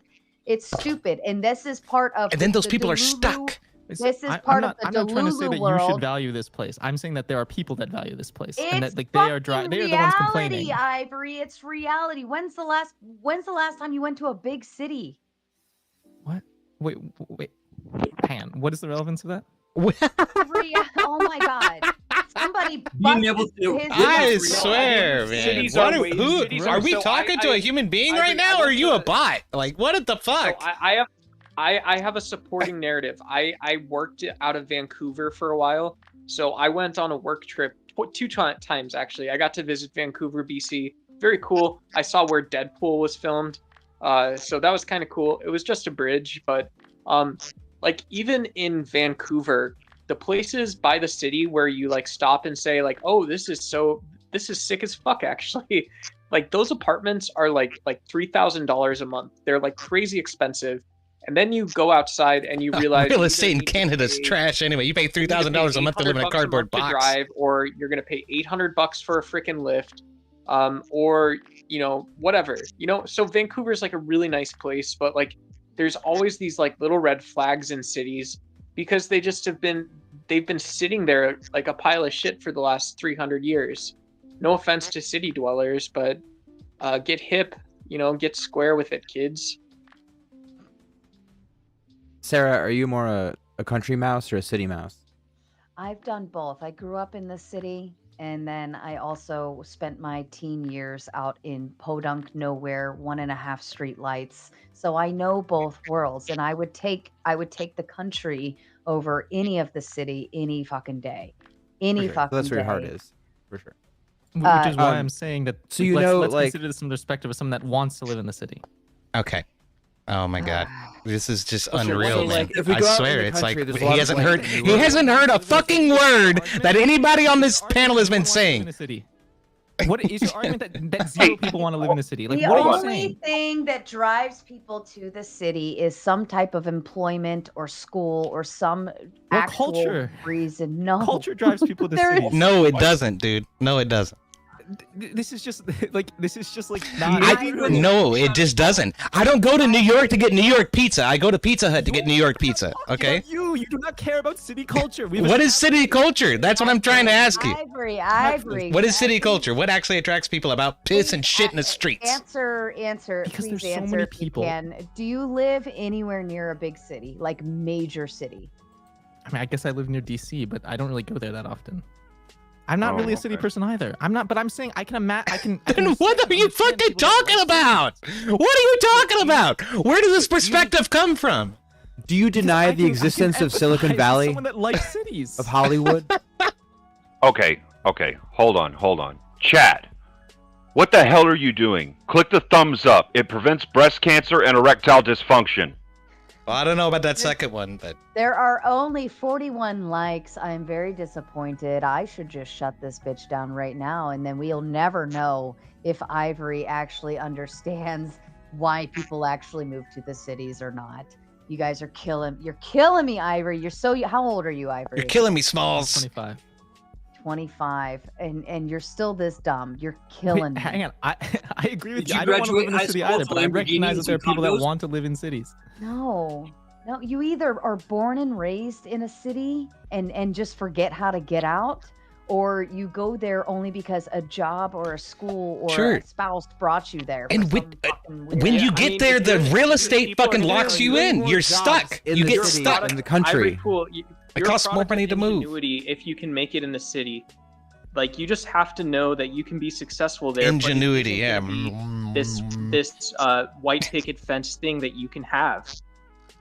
Well, I didn't follow. Sorry. Nobody's going there for culture. I'll tell you. That's if retarded. anybody thinks if anybody goes to, like, let's say New York City and they're like, oh my God, I'm gonna go there and have New York City pizza and I'm gonna go to all the Broadway plays, and like their hopes and dreams are gonna be shit on within the first hour of arriving, and this is why most people turn and run back Culture home. isn't just like businesses that you partake in; it's also just the people around you. If you The live, people, in a place where it's hard to meet people in person, then you're not participating in a You can't culture. even go anywhere because Okay. you can't fucking afford anything because you can't pay rent because you thought you were gonna get through on your hopes and dreams and realize that shitstorm left real fast. Or the opera costs fucking $3,000 to attend in the first place. But here, do you know anything? Even just Not- eating not at to a pry. restaurant, Not even to just pry a too much. restaurant, like if you went and got breakfast at a local diner, it's $40, hands down, for one person. Easy. Yeah. One person. Easily. One. So, do you know anything about There is small no- towns? I mean, apparently you don't know anything about small towns either, because it's not hard to meet people in small towns. You meet people all the time in a small town. You can't get out of your house without your neighbors noticing you. Meet people that want to spend more time with you because they're just fewer people. Daniel Yeah, sends it's 10 not minutes to the tracking, back brother. for It's not Darko tracking. for twisting his motherfucking mustache. Ivory, you haven't lived long enough or created a family to experience sacrificing. Why not shut up and try listening to those who know? Good advice. Yes. As your non-mother, YouTube mother, I will tell you that there is way more in life beyond culture, and you can actually create your culture right here with your own family in good old suburbia, out in the middle of nowhere, whatever. Yeah. People don't move to the cities for culture. They don't, unless you are rich and you can afford to just randomly buy houses wherever you want, and you have the safety guided behind that. Nobody's moving there for fucking culture. Young, Okay, I'm not ideologues. okay, maybe it's my bad for like using culture so broadly, but what I'm trying to say is when there are tons of people that you can engage with and interact with, and you can work together on projects, like you can Yeah, there's tons of people who can toss you onto the fucking subway tracks. Yeah, that's great. Hold on, let him say what he was saying. I think he was actually going to express the point concisely this time. That'd be great.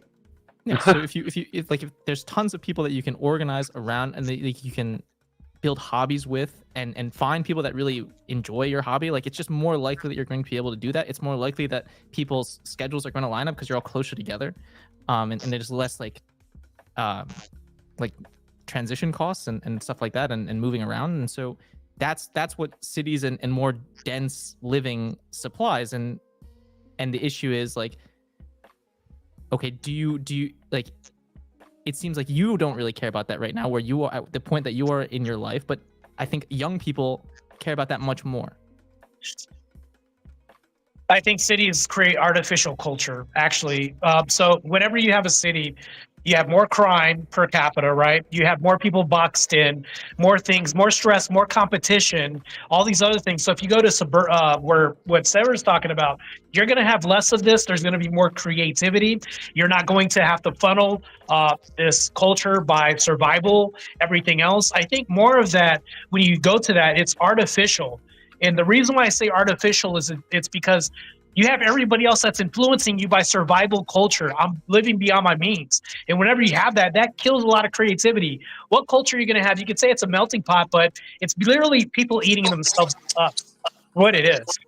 Well, okay, Survival so of the fittest in cities. we keep kind of skirting around this word culture, and the problem with this is that, like, what the argument seems to be here is the culture. Like, people want to see the culture or don't want to see the culture or any of that, but culture is just like a group of people who have shared beliefs, values, traditions, social norms, things like that. So like New Yorkers all fucking hating being there is the culture. Do you really want to engage in that? No? Go ahead, Well, then. there you go. All right. Raise your hand if you know your neighbors' names.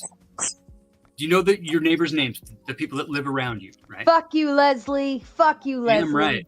You can't really see my hand. I mow my grass when I want, damn it. You go eat a dick. Ivory, your hand's not up. You're not raising your hand, Ivory. You don't know who your neighbors are.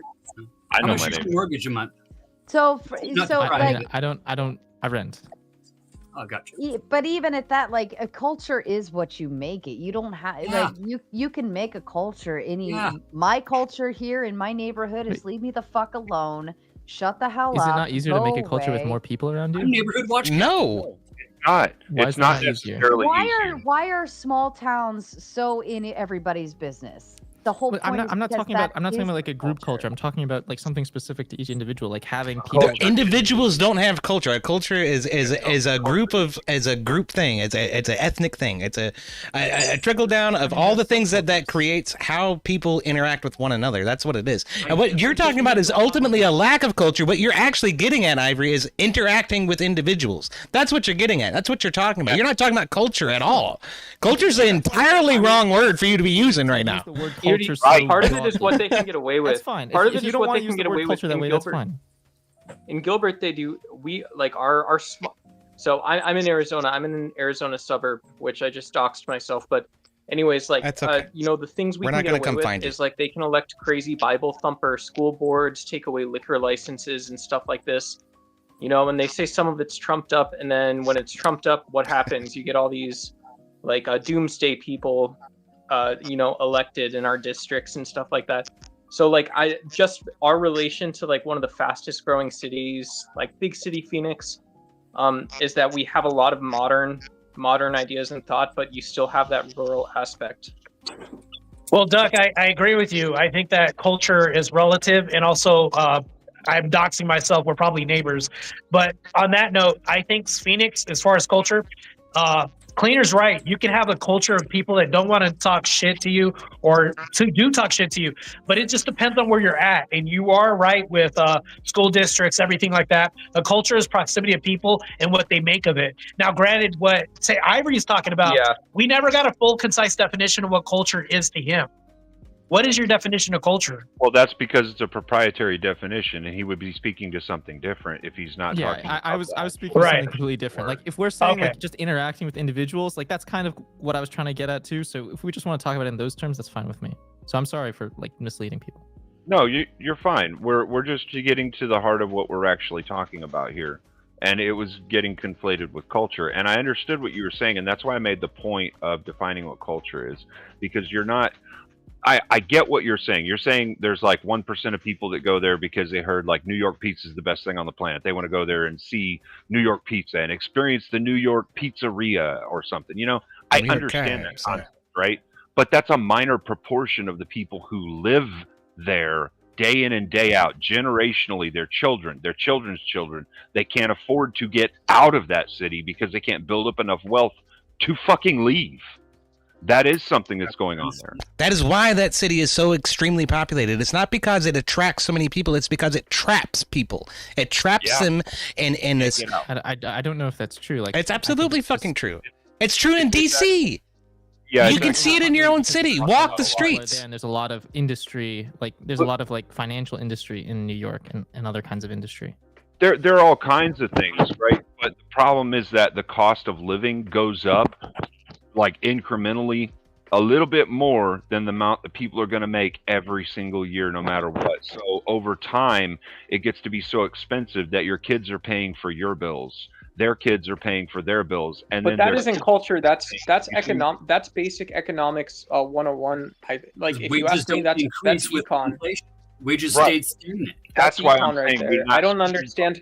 I don't understand what you see in there's societies that are way more dysfunctional than the U.S. And more socialist, more capitalist, and there's societies that seem to function on the outside way better than ours too. If there was 10,000 more houses and/or apartments in your community, do you think that would help with the price of rent and mortgage? Absolutely. Why wouldn't it? So if we had 10 million more bedrooms in New York, I don't think it would. I think all that would be a prime market for somebody like BlackRock or one of the major developers. You're talking about, Fatty, to come in and sweep that shit up and turn it into a rental fucking grinder. Or build That's it what out would happen. themselves. Yeah, no. What needs to happen is the VA loan program that was highlighted at one point needs to be extended out towards other demographics. That kind of thing is really what needs to happen. It does. We need to first. We don't agree about that. We don't. I don't agree. I think we need to give veterans every leg up, but we also need veterans operating in the traditional economy in the most formal sense. it's not a non-traditional loan. It's just you're more easily approved for a regular fucking mortgage that has a very low interest rate. That's all a fucking VA loan is. No down payment.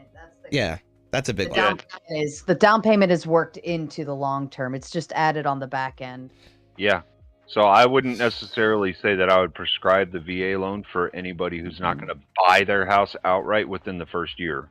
Right. That system needs to be fixed. We need to put more money into that system to make sure that vets get what they need. Here's what we fucking need to do. We need to stop saying, give me now, and we need to start working towards saving before we buy things. That's the fucking problem. When the credit system kicked off in a way, buy now, pay later, we all got this sudden urge, and it's developed into such a way where, because we're such consumers, just buy,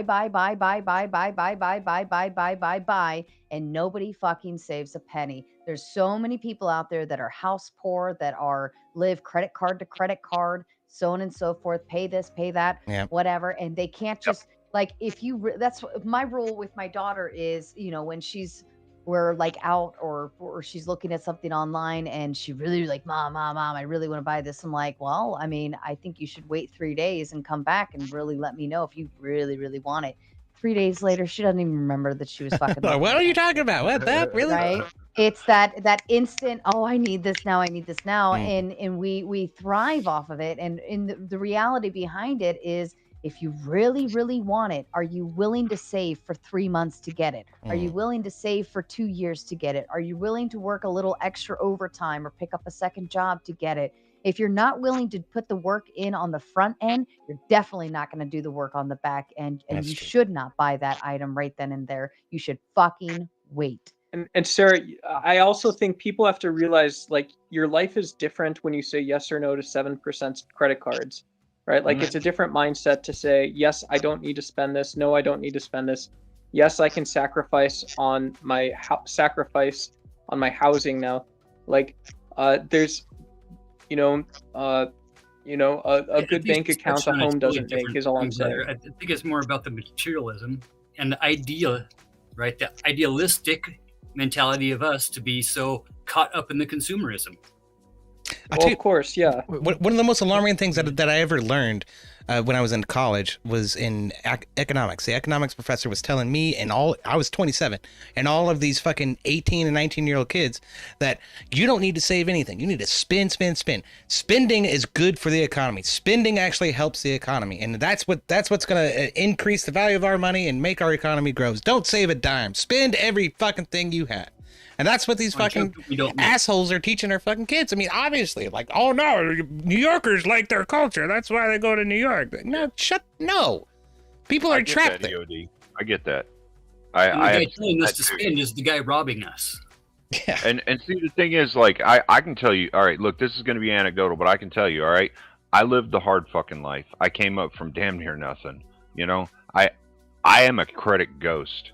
Almost completely a credit ghost. If it wasn't for my second wife, God rest her soul, I wouldn't have any credit debt in my name at all. I've already paid that shit off, but it's in the past, so I have a credit history. Aside from her, I never used credit, ever. I still don't. I got tons of money. I got no problems paying for shit. I don't have any issues that are major. You know what I'm saying? So, yeah, kill your credit. There you go. I just made you richer. Kill your fucking credit. Stop using it. Save money. Throw that money in the savings account. Yeah, you're going to gain interest off of it. Throw it in good investment if you want to take some risk. It's probably a good idea to have at least one credit card with a reasonable spending limit just for emergencies. But beyond that, nothing. It's reasonable to save enough for an emergency fund in your savings account. That's what's reasonable. Wow. If you have that credit card, you will pay for having it. Yeah, eventually. The interest is ridiculous. It's 25%. Yeah. But if you put that money in a savings account and you build that money up, that savings account is going to give you interest every single year. But not as much as it could make elsewhere. Like, what are, like... Hold on. People don't understand the idea of, like, leveraging debt. No. Here's the thing you're not understanding, right? They're saying these guys have been telling our kids, go and spend money, go and do this, go and do that. And we're telling them right now we're saying, no, it's much better for them to throw it in a savings account. Don't even engage in the credit system. Stay the fuck away from that completely, because that's just going to drain you. No. Okay, so if you can There are get other ways a to loan, invest. if you can That's get a fine. loan, if you can get a loan for something, away from the credit. anything, if you could get a loan, if you could get credit for literally anything at a 3% interest rate, like, should you try to pay that loan off as fast as possible, or should you? Yeah, you should. You don't understand economics then. Yeah, no, I do. I understand that over the course of a No, 30 you don't understand that, like, the average appreciation of like of index funds is like 7%, and so like Well, if you that's pay off that. if in the event you have a portfolio, let's pretend you have a portfolio, okay, Darko. Yeah. And real quick shout out to Josh with the big five. Not a penny of any of my VA loan, 0% down payments have ever been added to the tail end of the loan. Yes, it is. You just didn't read the fine print. I read the fine print and I called it out to the loan officer, and he said yes. And then I said, no, let's go conventional. Let's pretend you have a portfolio and you have $100,000 in that portfolio. You're making 6 to 7% interest, like in gains on that. Okay. Yes. And then you decide, all right, I want to purchase a vehicle, and I don't want to take the cash out of my portfolio, because obviously the more cash you have in there, the more money you're going to make on it. But I would like to take out let's say there's a 2%, by God's grace, 2% interest loan that you could take out for the car. Yes, in that event, yes, that would actually make sense to borrow with a small 2% interest rate, because overall you're making 4% interest rate back on your $100,000 portfolio. However, what we are talking about right now are young people in their early 20s who don't have a $100,000 portfolio sitting there, and they aren't able to utilize money as a tool the way somebody with that portfolio could. So in the event that these kids are just borrowing money, they're not making money off of a portfolio where that would make sense. They're just borrowing money and paying a shit ton in interest. In that event, I would rather them save, put in at the very least, put a heftier down payment down at the very least. But overall, fucking save and save towards something. That's the problem. They don't know how to build towards anything. It's just gotta happen today. Mm-hmm. Yep. Sure. So like there's a Grand Canyon in between what you just said of like, oh hey, like sometimes, like when, the interest rates are markedly, like when your money can go further doing something else, like you shouldn't rush to pay off a loan as fast as you can, like just to say that you don't owe anyone money. Which like that's what Cleaner's advocating for, is like it, like you could get a 1% interest loan and you should pay that off as soon as possible because credit is bad. You chose to be in your feelings and take it and interpret it in a way that would match you. Can you get to the I'm sorry. How did I summarize your position that was wrong? Completely wrong. I wasn't talking about people who have wait. You said credit is bad, right? Like credit is bad. All credit is bad. Credit. I said credit is so bad. anything on credit is bad. Credit debt. Credit is bad. Credit debt is a yeah. So credit debt, like so all debt is bad. You should never owe anyone money ever because that's you're bad. commenting what I said. Those are not the words I use. See, I'm one of those people that actually says what the fuck they mean and uses the words that they are using because they mean to use those words. I know you're not. I literally asked you if you should pay off a 4% interest loan as fast as you could. Correctly. This is cool. the guy. You said you should pay off a 4% interest loan as fast as possible. I came in the chat with absolutely great again. Yeah. Okay. So that's just like again. So like with what Sarah said of like, oh well, if we're like gonna presume like a 6 to 7%. I wonder if he remembers that. Like gains rate on your portfolio. Like if you have a 10-year loan, shut up, Cleaner. Right? If you have a 10-year loan at 4% interest, you shouldn't rush to pay off that loan. You should drag that loan out as long as you fucking can. Because for every dollar you're not putting it towards that loan, you're getting 6% interest. Like you're gaining 2% interest on like that dollar. Like that's literally what I asked you. How much more money could you be putting into your portfolio after that loan is paid off? Putting in more money. No more? No, I mean like A lot more. like so. No, so- Some I'm people with Darko. value You'd be the paying more access to money by- equity. Yeah. Some by people a lot don't want more. liabilities too. There's some behavior. There's a small. Darko's like mathematically right, but there is a behavioral component.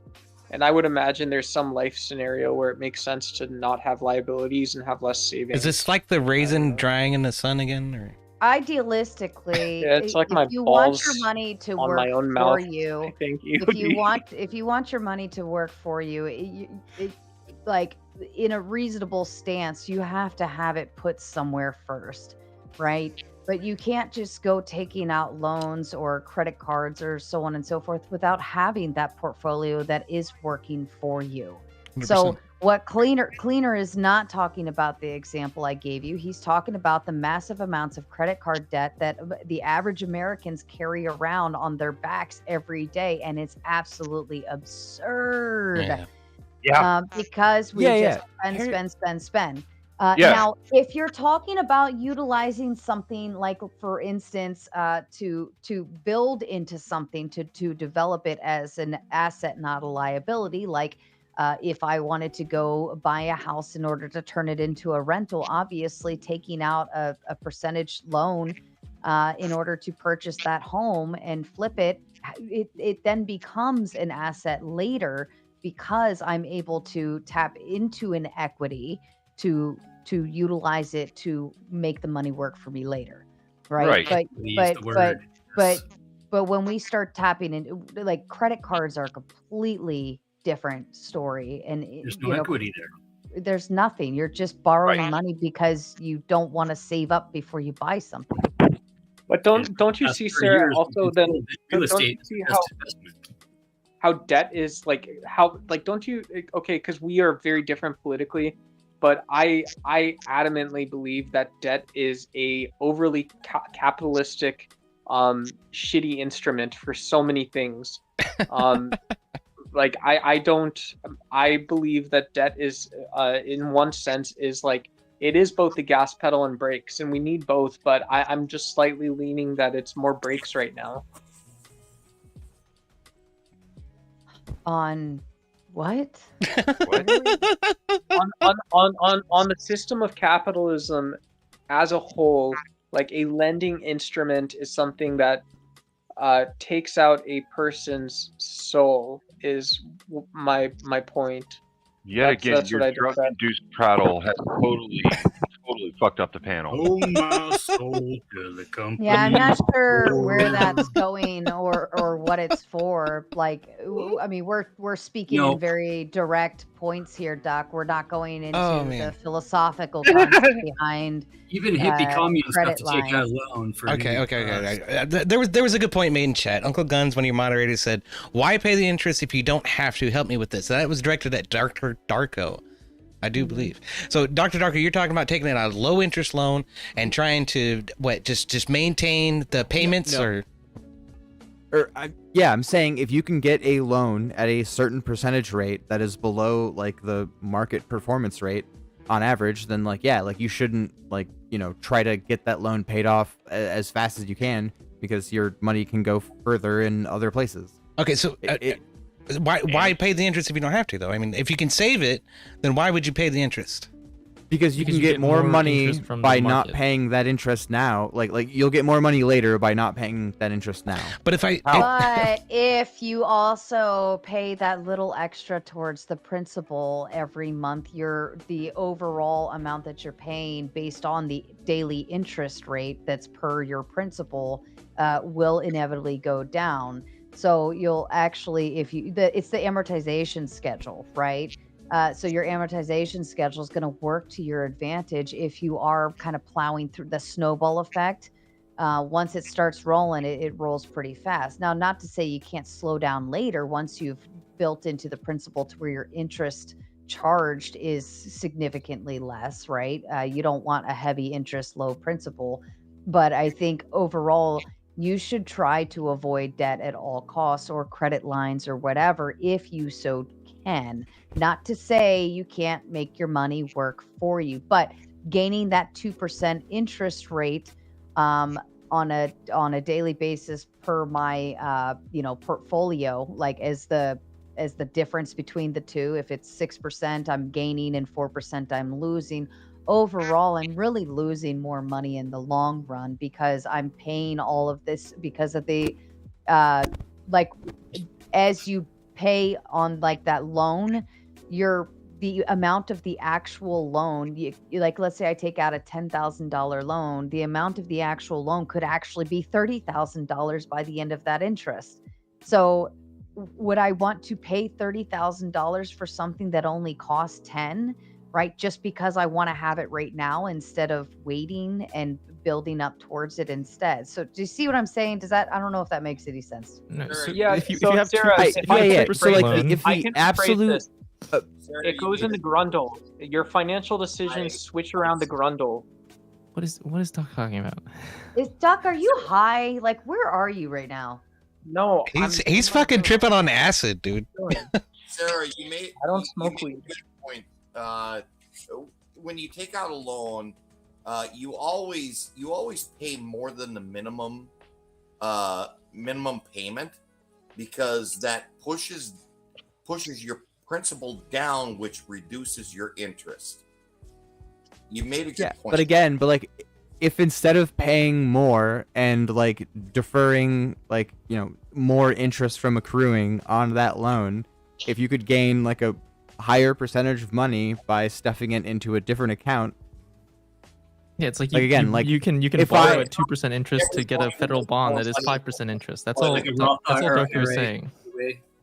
I mean, Yeah, listen, I don't necessarily disagree with what Darko's saying. The problem is that most people who are in their 20s and 30s right now do not have the capacity to do this because they either A, don't understand it, or A, don't have the finances, or, you know, it's not a don't even have a realistic job.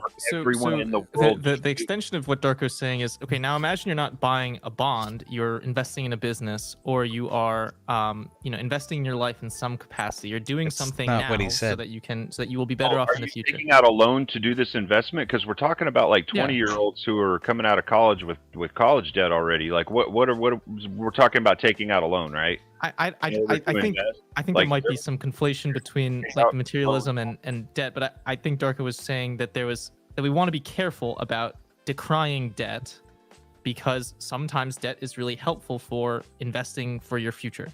Debt with Yeah, no okay. equity. Listen. If you carry a credit card, a balance on your credit card from 1 month to another month, you are financially illiterate.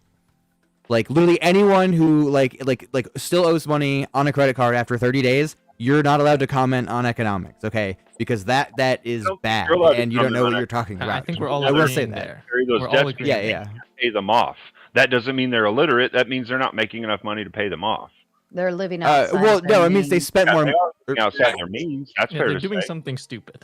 Exactly. Yeah, they want something now that they can't afford, and so they're like, "Oh, I'll pay 20% interest on that, like because YOLO." Like, no, And that's what's not. the benefit of doing that that's in time, bad. right? What's the benefit of making At that? 20% interest, nothing is beneficial. Like, Right, I don't know. it's At the credit 20% score. interest, It's the credit uh, score, right? The score is the goal.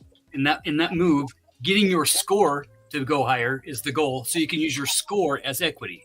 But it's But not you real equity. that's only if you pay it off Right, correct. before And the it- end of it the never month, works. right? Like That's why we look at because hard equity. but like people portfolio. are well, not I mean, you could also just disciplined own enough- stock.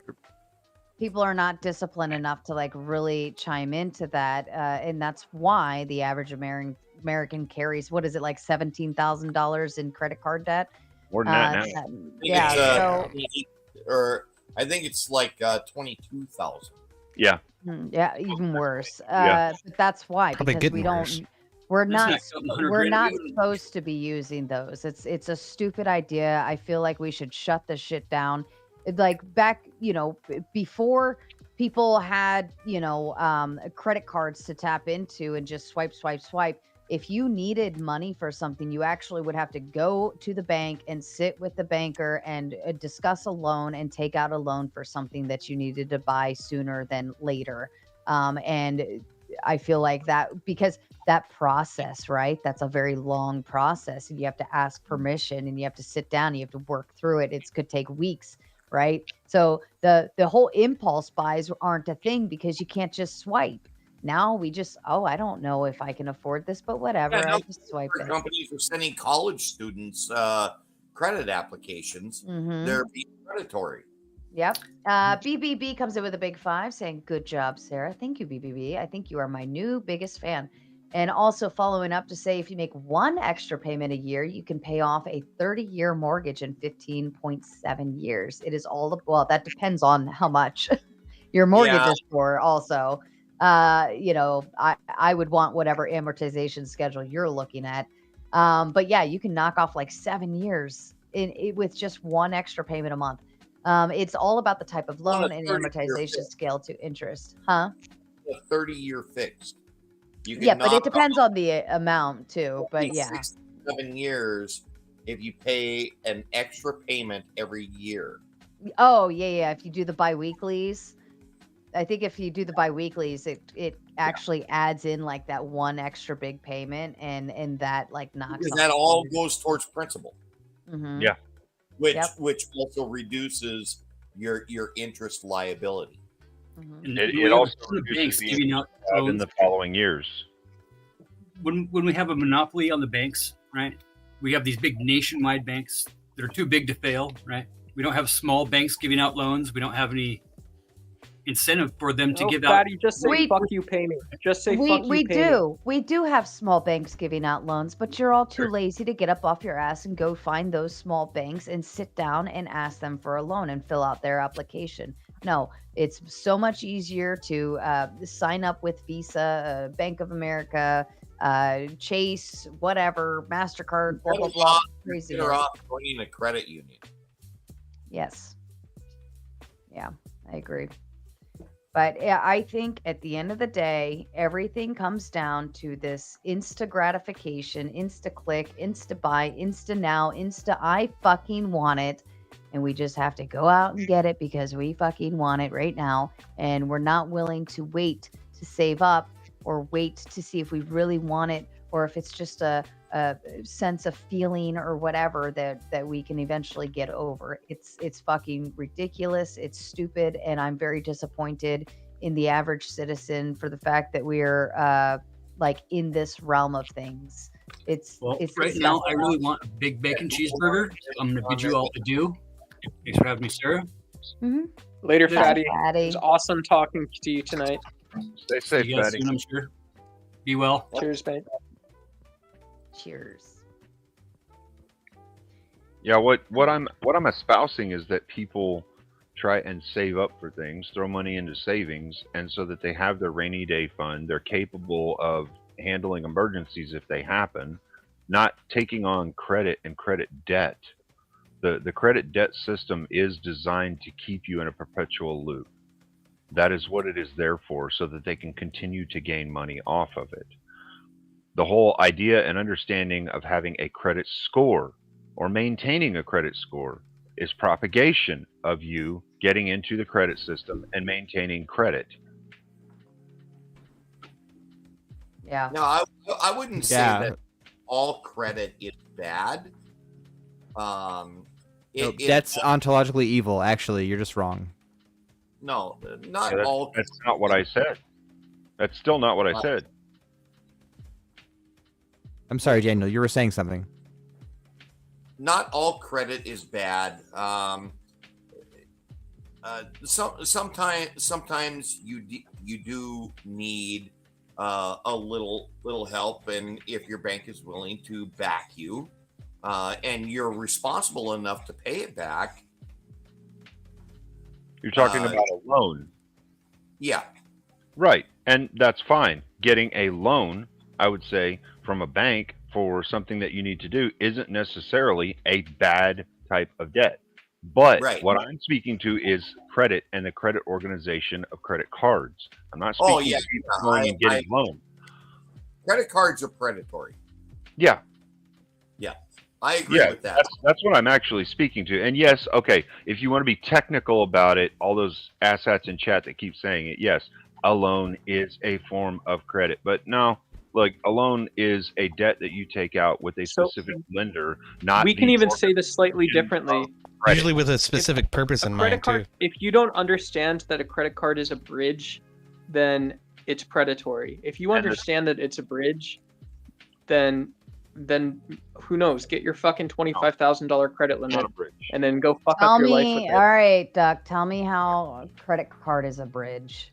It's not. I mean, if I make $400,000 a year or something, like let's just say I'm a VP in a tech business or something, I might be, for whatever reason, that sounds like an insane amount of money, but after all my bills, some months I run out of money, but it's not that big of a deal.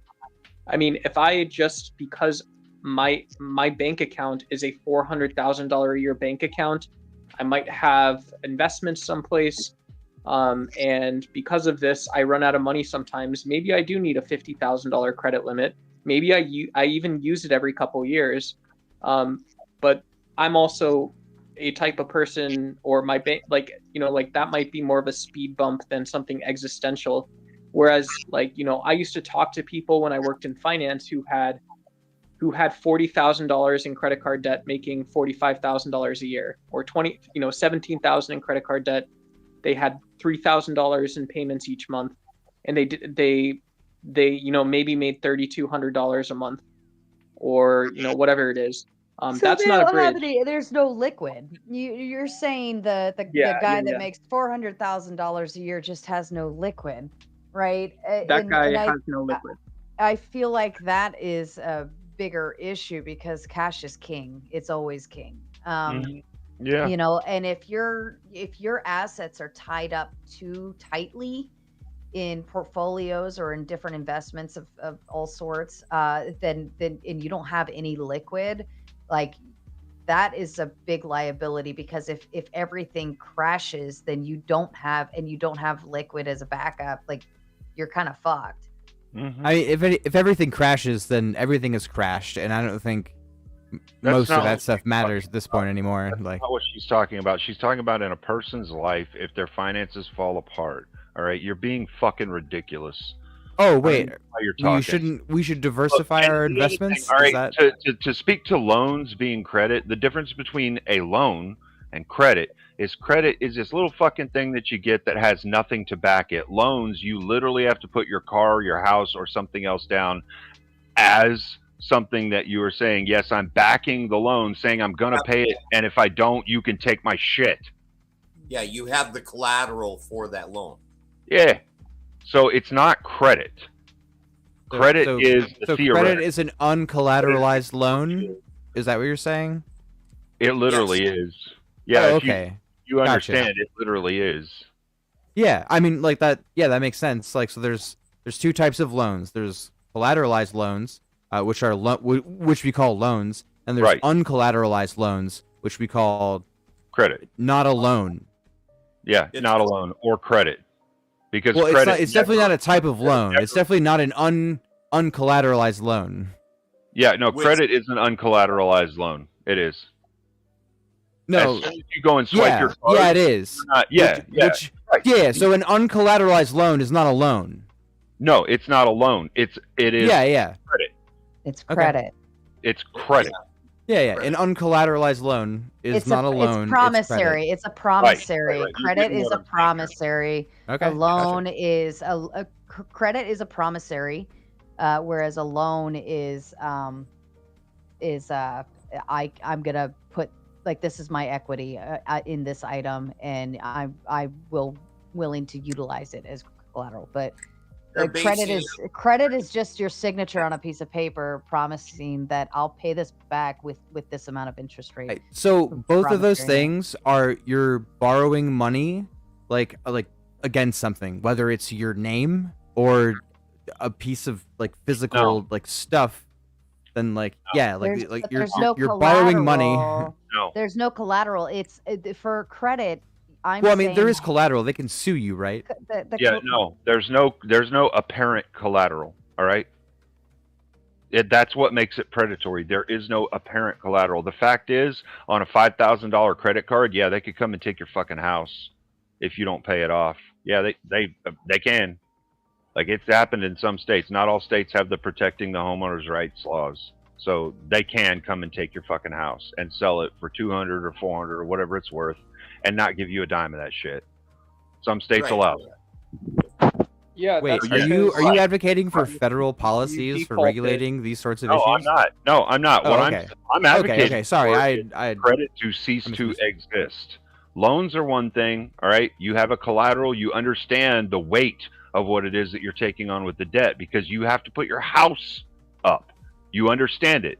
It's an understandable thing right there from the start. Credit is not. It is predatory because they can take your house in a lot of states in America, but they don't tell you that when you start buying Snickers at the fucking corner store or paying for shit you don't. Peter, your house is going to take you. I was born in the darkness.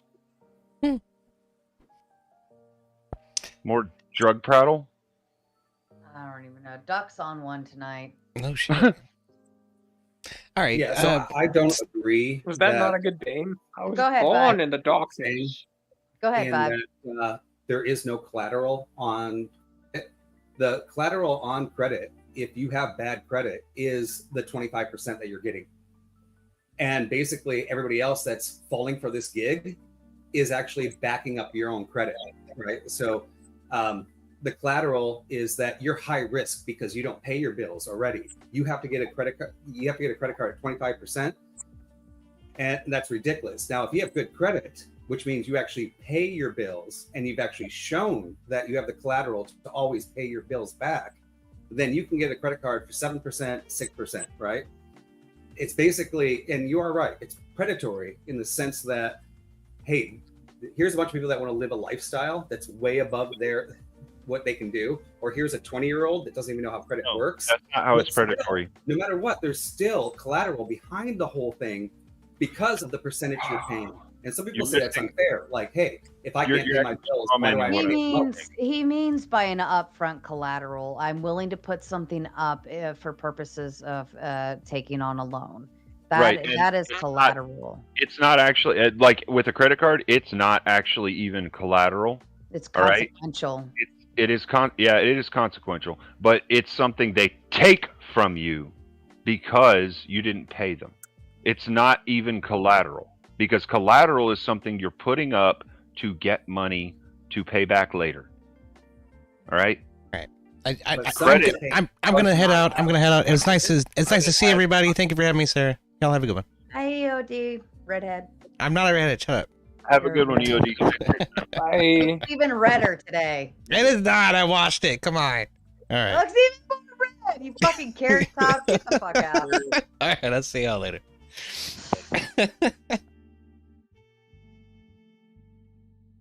Oh, it's seriously always give me shit for that.